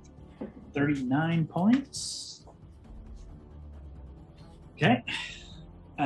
You manage to just, as he focuses on Valentine for a second, you see an opportunity and you bring your dagger up and over and you get in between the shoulder blade and jam your blade in between and just kind of wrench it around. And you can see he tenses with pain, but doesn't really kind of let loose any guttural yells or yelps, but does kind of pull himself free of your blade and spin on you and Alana at the ready. That's your action. Dealt nearly 40 points of damage. My bonus, I will heal Scott. As a healing word, Val is counterspelled See? by the But he uses his reaction for the round. Archivist's reaction goes down, but your healing Okay. word is counterspelled. Do I lose a spot still? Unfortunately, you do, as the Archivist, still held in your one arm, just verbally, just says the incantation. Doesn't say anything more intriguing than that. But the general kind of gives a nod. No easy way out this time. So that's my action and bonus movement, right? Yep. Can I drag the Archivist with me? You still have him grappled. He hasn't tried to break, so you can only move at half speed. So you can only move 3 squares because you're dragging somebody else. But yes, you can. All right, let's do it. Okay. Where do you want to go? Where? Yeah, I'll go that way. I want to go away from the general. Yeah. Okay, that's 15 feet. He is going to take his attack of opportunity on you. And I'll use. Oh, I can't use my. I can't block him, right? Cost your reaction. Try. You can certainly try with your reaction. Yeah, why not? Because That means you can't use evasion, though, to half an attack in the future, just so you know. yeah, okay. Well, either way, Wait, are you? I mean, Are you going to try and throw the Archivist in the way, or are you going to try? yeah. Either way, I'm going to take damage, is what I'm saying. I see. This is, at this point, the second time you use this. I'm going to give the Archivist a chance to break free as you're kind of pulling him in front of an attack. So make an athletics check. He gets advantage on his to try and break free. Okay. If you succeed, he takes the hit. If you fail, you don't take the hit, but you are no longer grappling the Archivist. He's broken free using this kind of moment to move. And what's the check again? It's athletics for you. So 13 roll. And athletics plus 9, 22. Damn, you're good. He rolled pretty high. He rolled a 19, but you're better. You managed to kind of pull him in front of the hit, and the general stops just short from actually dealing damage to the Archivist. Would have been a successful hit, but he just chooses not to. He turns the blade and just kind of like smacks him as he just kind of grunts in your direction. That is your full turn, Hondo. You come to Valentine. I need you to make a death saving throw. D20 time. 17. Success. Valentine ends his turn as the general takes his. Ooh, this is not gonna be good. At the top of the general's turn, Alana, he looks to you, then looks down at Valentine, looks up and says, I feel a little something stirring between these two here. You stay still. I need you to watch him die. I need you to make a wisdom saving throw. No. Um, Hold on. Oh, that's a 19. What's the You total? add? What But do you add? hold on. Wisdom save? I think it's a 1. Oh, it's a 0, so 19. That is not enough. Oh, Oof. okay. oh no. As he says those words, a bit of fear strikes your heart, and in his eyes you see this this flare. You can tell there's magic to it, but really it just feels like true fear grips your heart. And in that fear, you're paralyzed. As you watch, your whole body locks up. You're just gripping your hammer so tight you feel the shaft is going to break, but you have no control over your body currently. As the general just looks at you and says, "That's a good girl." He turns to Valentine, spins the blade, looks down, and plunges it.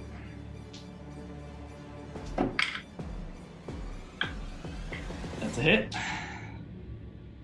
That's a crit. And 2 death saves. And for the second strike, Oh no. that's a crit. Or not a crit, but a hit. That is 4 total death saves for a successful kill. And he stands tall, just plunging the blade down once. And then just opening that wound along the throat deeper. Just pulling jagged across the neck. And he turns back to Alana. I ain't done yet. And he begins making his way towards Hondo. 2 attacks left. Attack of opportunity. He is paralyzed, unfortunately, so no. 2 attacks against Hondo. One is a 19. The other is a 29. So my AC is 19. Okay, both hit. Let's see.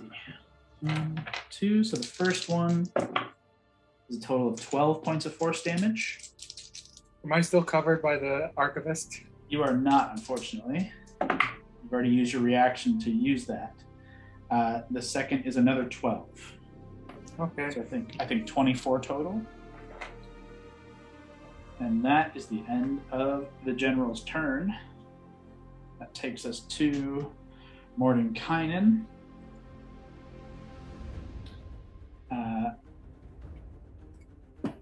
Mordenkainen is going to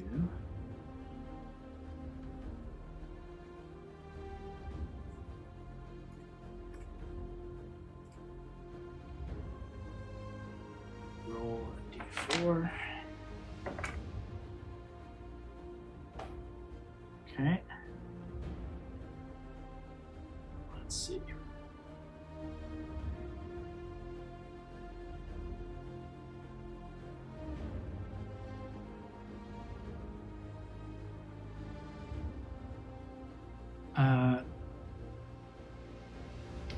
One, two, three. Yeah, you can do that. No, wait, you can't. You can go 1, 2. You can do 3. Oh, this isn't good.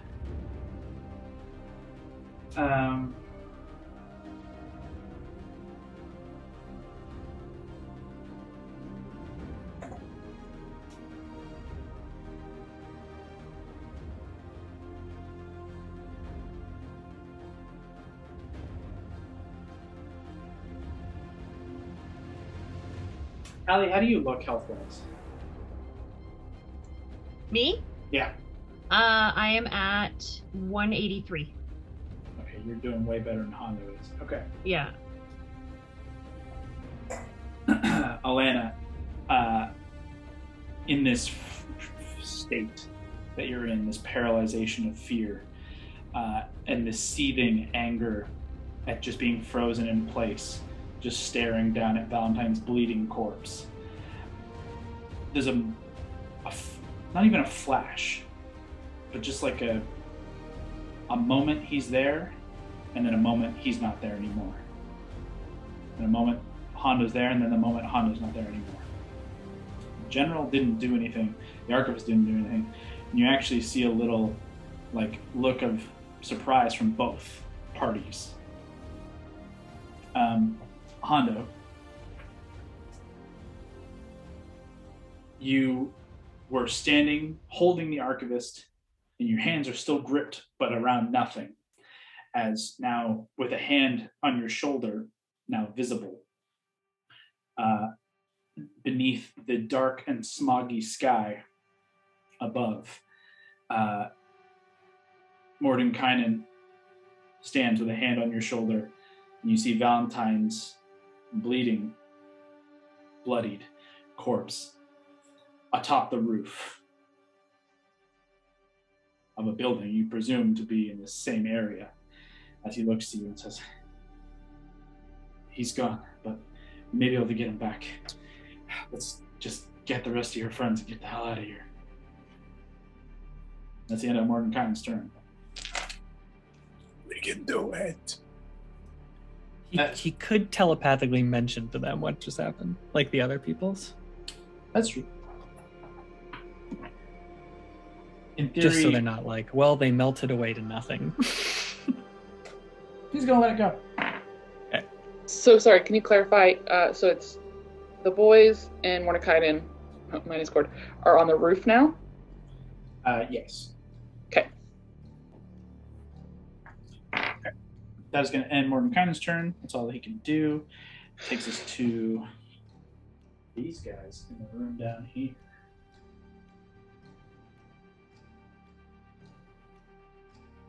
Coming in here to you two. 2 attacks against Mary, 2 attacks against Gord. We'll do Gord's first, coming in. First one is going to be a 25. The second is going to be a 14. First one hits. Against Gord, that is, that's shit damage. 11 points of slashing damage, and I need you to make a Constitution saving throw.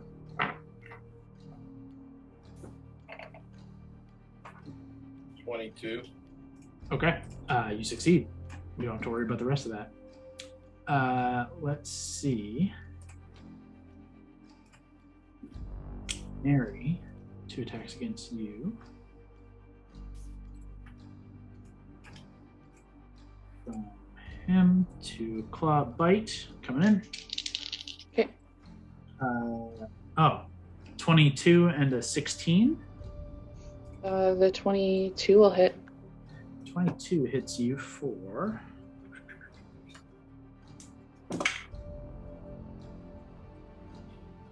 18 points of slashing damage.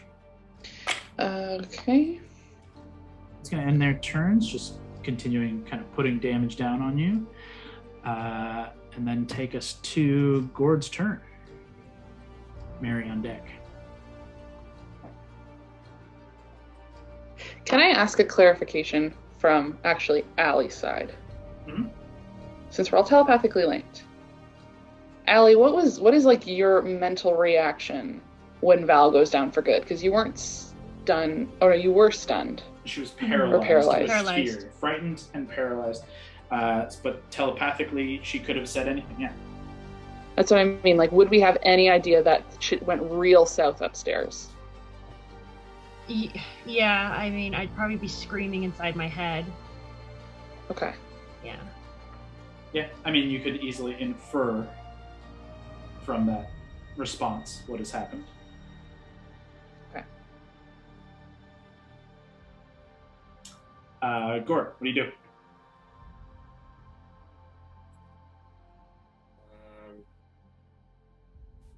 So those two enemies are right in front of us, right? Yep.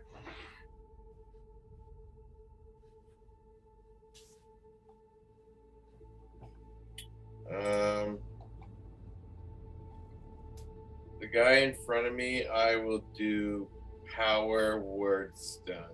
Ooh. Okay. He has Good idea. the hit points count. Yep. So it's a Constitution save, or does it just happen? It just happens. Yep. He is just stunned if he has enough, or less than however many hit points. I don't know if I have a stun marker in here. Leah, do you know what color stuns would be? I'm pretty sure they're silver. Actually, honestly, I don't know if I have a stun. There's paralyzed. Like, that'll work for now. I'm just going to use whatever this green one is. It's charm. Probably, I was gonna say it's probably charm or poison. Okay, he's stunned as you unleash the stunning word. There's nothing you can do. That's your action to do that. Then I'll go for the stairs. 30. You are on your way. You're getting close. Can I use feline agility? Yes, you can. You want to go up or down? Where is Val? Up? You last saw him upstairs. Yeah, I'll go up. You use your feline agility to get upstairs. You see a pool of blood immediately to your left. You see Alana just kind of frozen in like a frozen state of rage and fear and anger, and you see the general and the archivist alone. You don't see Hondo, you don't see Valentine.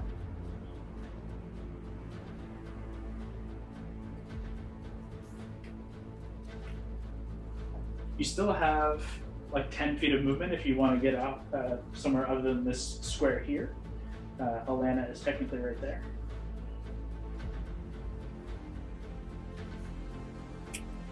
Where is she, sir? She's right in front of you right here. Yeah, I'll move up closer that way.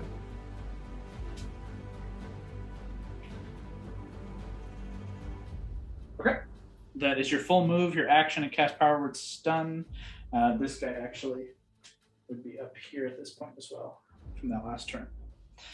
That is Gord's. Anything for a bonus action, or are you done? I'm done. Okay. The end of Gord's turn. Mary. Okay. I'm also gonna go for the stairs. I know We'll take an attack of opportunity from him and possibly him. Yeah, I know, but I need the bonus action to dash. I'm assuming, right? 5. 5, 10, 15, 20, 25. You would get 30 would be right at the top there. But you will take 2 attacks of opportunity. Oh, fuck me.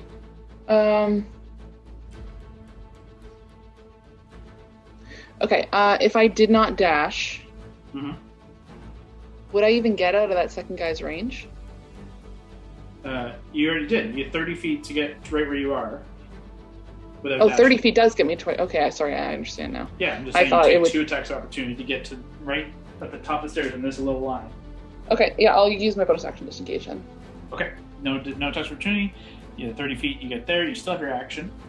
Okay, so I'll get up there, in my mind, say, where the fuck is everybody? And try to get a gauge on where everyone is, but obviously no one can answer yet, because it's no one else's turn. Using your passes very quickly to gauge the scene. There's no sign of Valentine. There's no sign of Hondo Mordenkainen. You can see Allie, definitely this kind of look of anger and like heart-wrenching sadness. And there's a pool of blood to the left. That's all you can see. Okay. None of us are doing great for hit points, honestly, except for Allie, but she's stunned. Paralyzed. Sorry, yes, she's paralyzed. Shit. Fuck.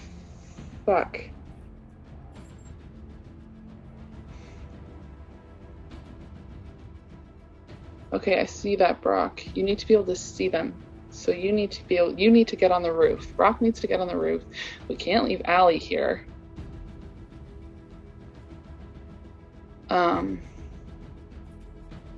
Brock needs his action. I have an action surge, but I'm not entirely sure what to do with it.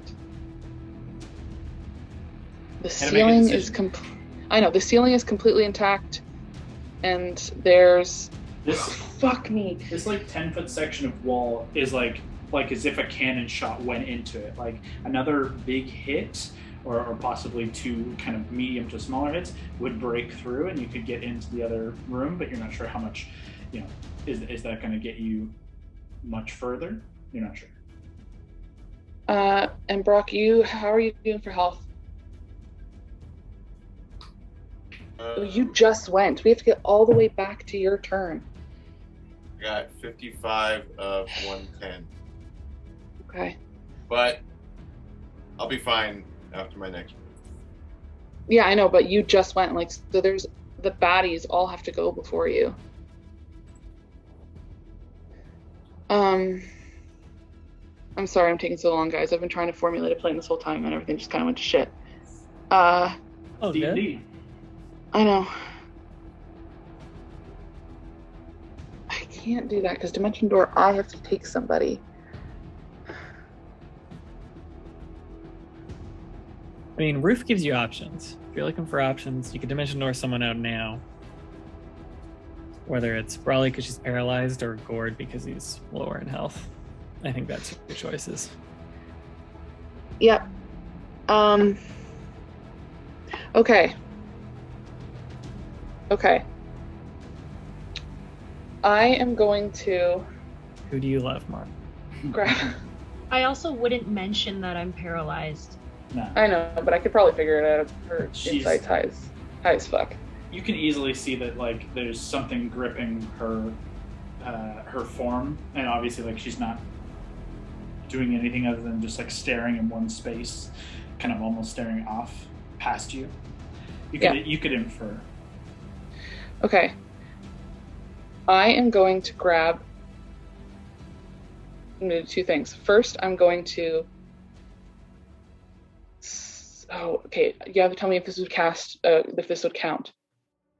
You can't cast 2 spells per turn. Yes, unless one is a bonus action.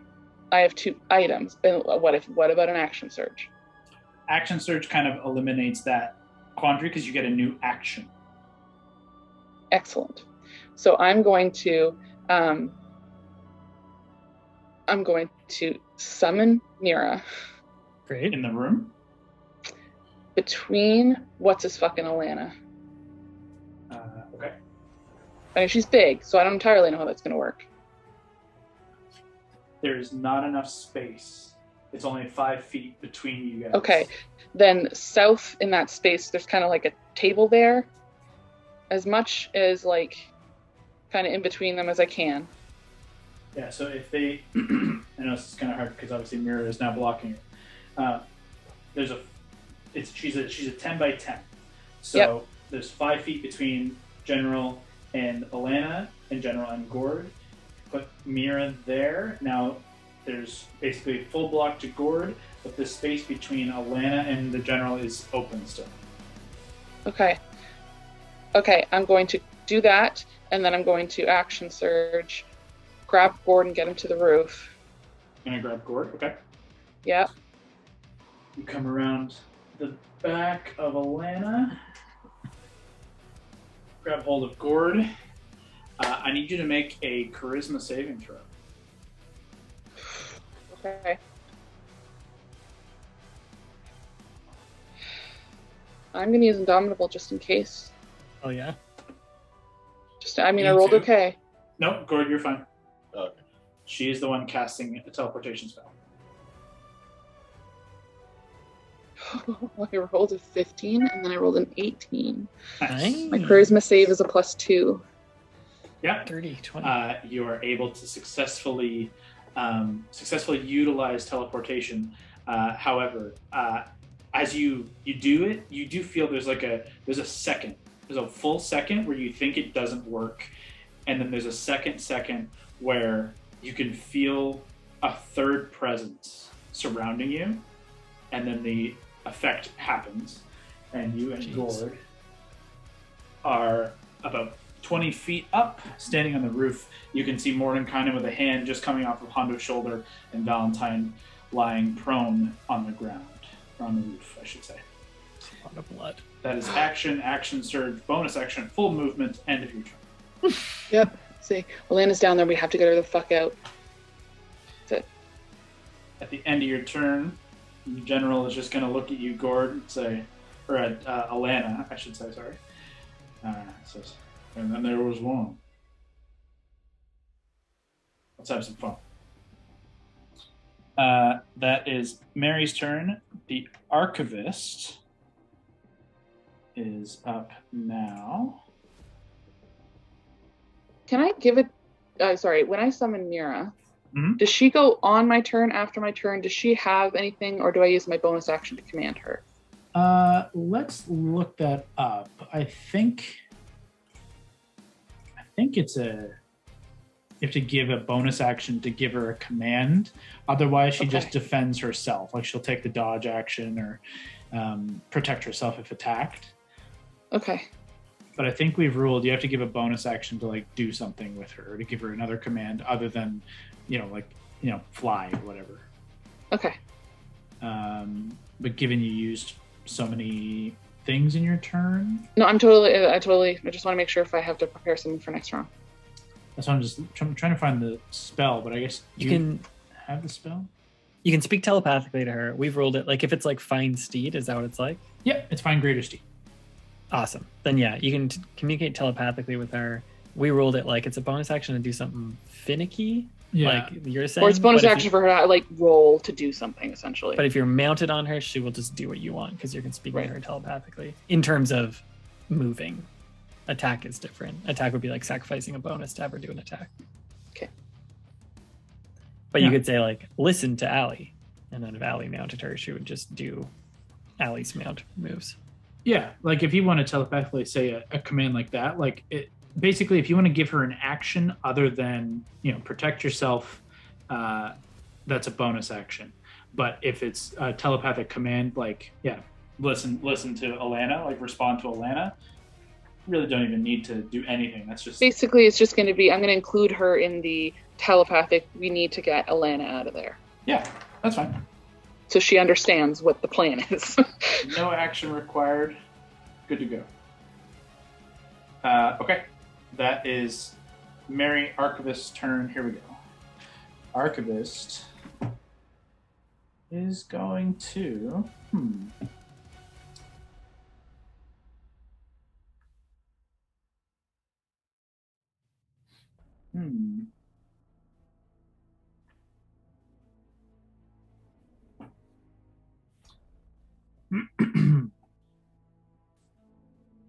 Well,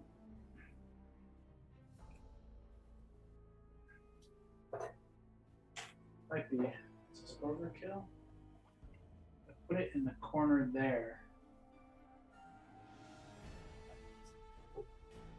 Yeah, I need a dex save from Mira, please.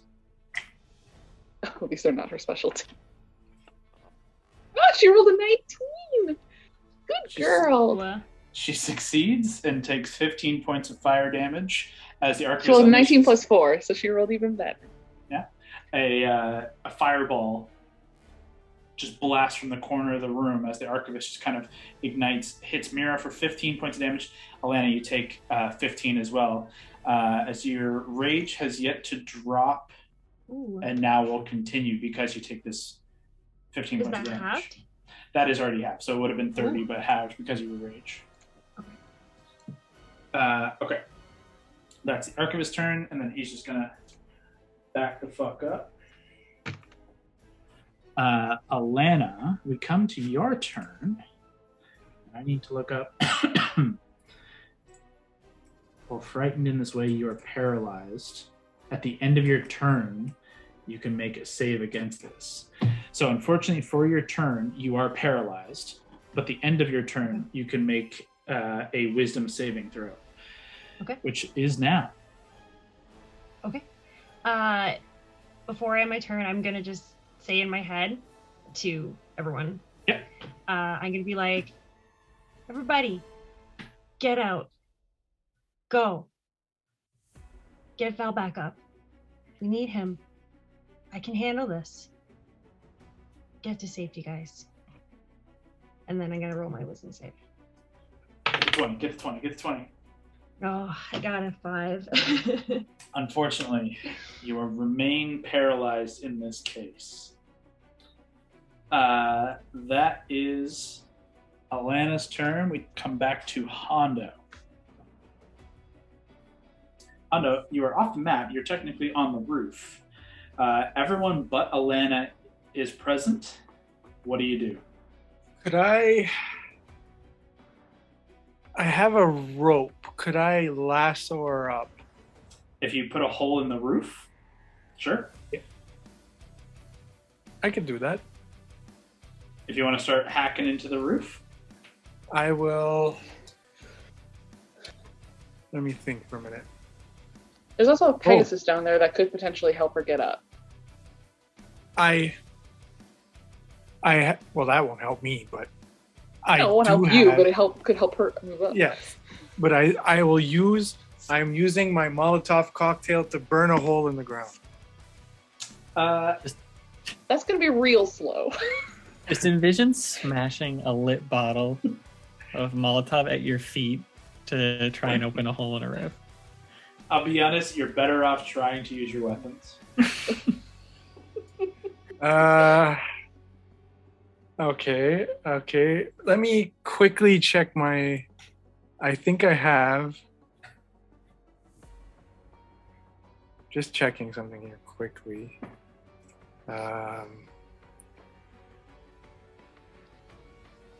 Sorry. That's okay. Could my mage hand help? In this case, the mage hand doesn't deal enough damage or anything to do that. You need a big beast hand for that. But what I will say is, Mordenkainen has an idea and would suggest to you verbally or telepathically, if you want to put a hole into the roof, I can help with that. Are you willing to do this? Let's do it. All right. This is going to be weird, but you feel like you like weird. Nothing's too weird for me. So basically, he says, if you hold your action, he will polymorph you into something to smash a hole in the roof. Consider it done. Okay. You hold your action until you get polymorphed on his turn, which is coming up. Valentine, unfortunately, that is nothing on your turn to be done unless you wish to verbalize to us what goes through your mind in those last few moments. Oh. Where you believe you are. No, there's nothing. It's just over. Nothing yet. I would say it's 12 seconds if we're keeping track of some Revivify stuff. There's now been 12 seconds. Mm-hmm. That's it. That takes us to the general's turn. General takes one step forward. Alana, still being paralyzed.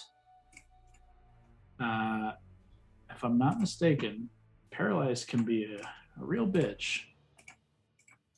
Attacks that hit are critical hits if the attacker is within 5 feet. Ooh. So any attack that hits is a crit. Okay.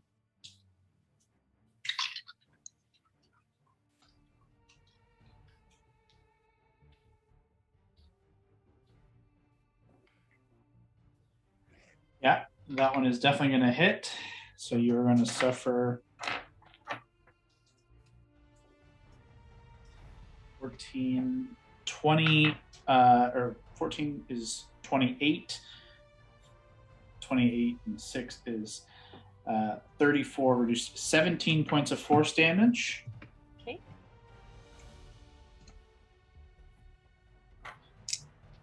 Second attack. Yep.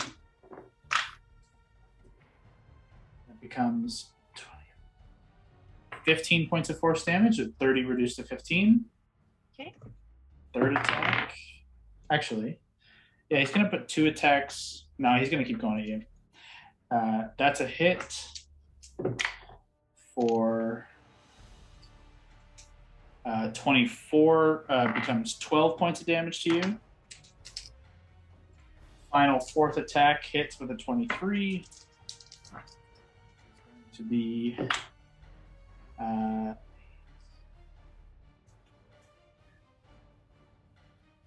17 points again. As he just carves in, just continuous strike after strike. Not even like heavy slashes, just these slow, methodical draws across your flesh. He turns to the Archivist and says, I got this one here. Why don't you and the boys find the rest? We don't rest till they're dead. The Archivist just sniveling nods and will, on his turn, begin to go. But that takes us to Mordenkainen. Now, Mordenkainen's turn polymorphs Hondo into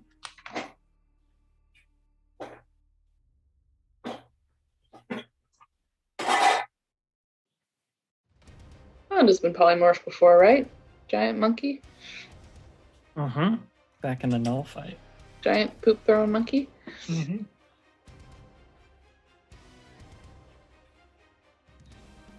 I'd also say he tells everyone else to kind of give it a little bit of a birth. As Hondo, you feel your form just begin to just grow, and under the weight of your form, the roof cracks and Yeah. the old T-Rex drops into the space.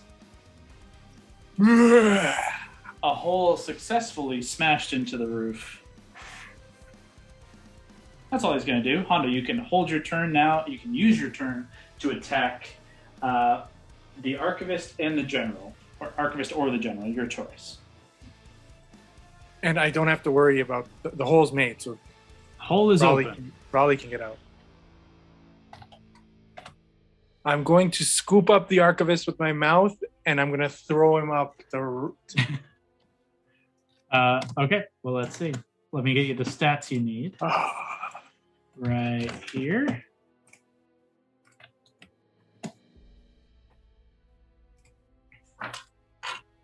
Should be the stats you need for the old T-Rex. Alright. Oh, no.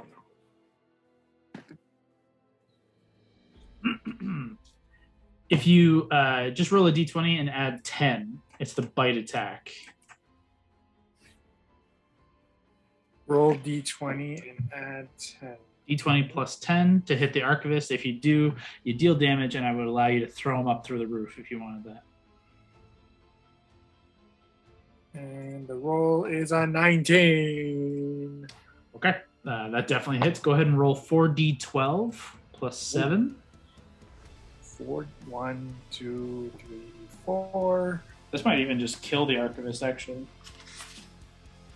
Oh, maybe not. 16, not terrible. Plus 7 comes out to 23. Okay, well, he's barely hanging on, but he's still there. So you bite down on the Archivist. You said you wanted to throw him out the roof? Yep. To us. Yep. You want to like throw him to try and keep him, or throw him to like throw him through the hole and let him fall? Keep him. Okay. You pick the Archivist up with your mouth and rise up and just kind of throw it out to the rest of the crew. The Archivist lands on the ground, on the roof, bloodied and hurt. Still alive. But not... Still alive, but not looking good. And easily at your whim. That's Hondo's action. Actually, you can make an attack with your tail as well. So if you want to use your tail to attack the general, you can do it a D20 plus 10 again to see if you can hit. I just imagine him getting thrown into the wall. Well, let's see. 14 plus 10. That'll hit. Go ahead and roll 3d8 plus 7. 1, 2, 3. No, great. No, 6. not great. And what? Surprisingly low. Plus 7. Oh, so 13. The general does take like the brunt of the tail, but is not unfortunately knocked completely thrown off balance, but not doing too bad. Okay, that is trying to just like close all these tabs I have open. That is Mordenkainen's turn and Hondo's held action. Hondo, you can feel the floorboards beneath your weight kind of just creaking ever so slightly. There's a chance that this could continue to go downwards. The guys below... the Archivist was told to go. These guys would come up, wouldn't they? There's not much they can do. Let's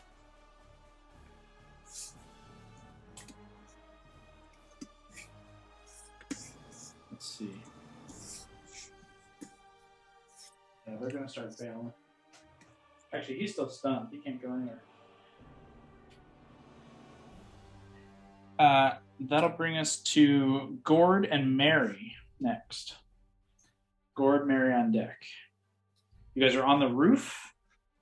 What are you doing?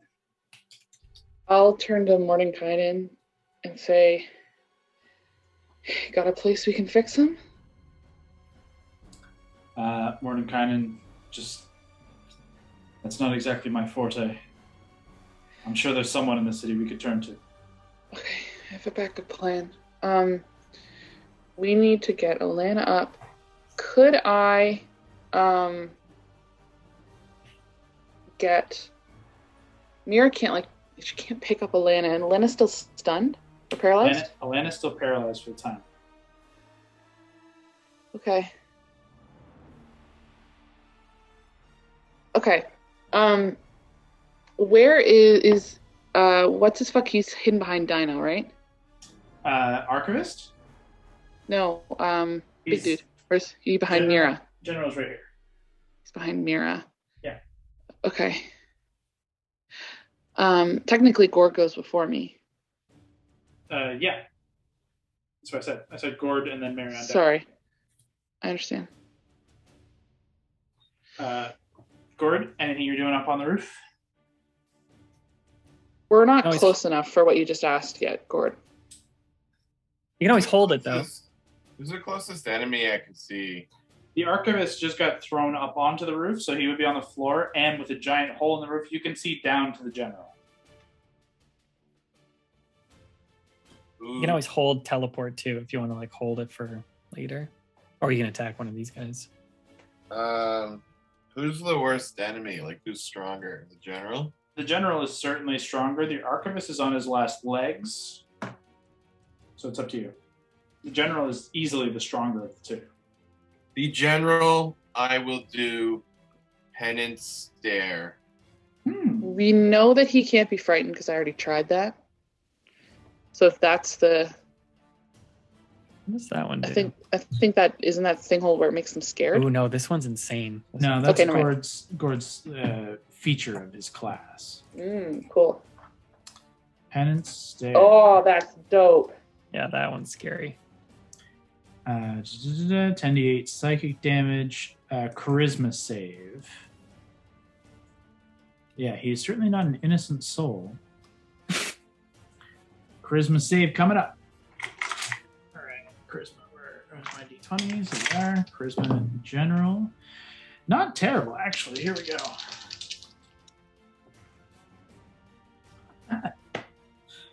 A 3 and a 1 is not going to do it. Good damage. That's a fail. You get a full 10d8.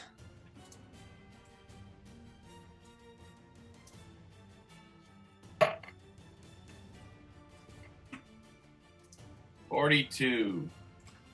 42 points, and he is stunned until the top of the next turn. So do Oh, I. that's amazing.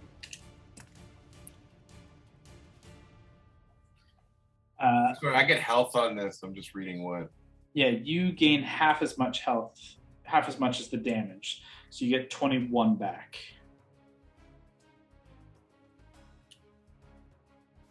I think. Yeah. You heal half as much. Yep. Yep. So you get 21 back to you, and the general is stunned That is an amazing turn. until the top of your next turn.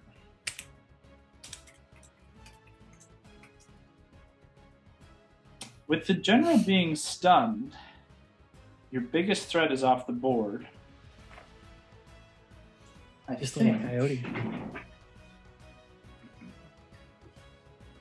I think. I mean, like, I was going to use my next turn to, like, jump through the hole, grab Elena, grab on mirror, and get the fuck out. That's good. So if that's still going to work, if I don't have to worry about attack of opportunity. If he is stunned, that nullifies any of the legendary actions that could have put more damage down. It takes him out of the fight for the time being. You will not be able to finish this fight in the traditional sense. You will be able to get Alana and get out, get to the roof, and we'll pick up from the rooftop next time. Oh, Yes. God. One party member down, a lot of blood spilled, and on the run in the hive. You gotta figure this shit out. That's where we'll pick up next time. Thanks for tuning in. Join us next time as the Wildcards are on the run in the hive with one less living member. There will be a new episode up every Tuesday, so stay tuned. But until then, keep exploring.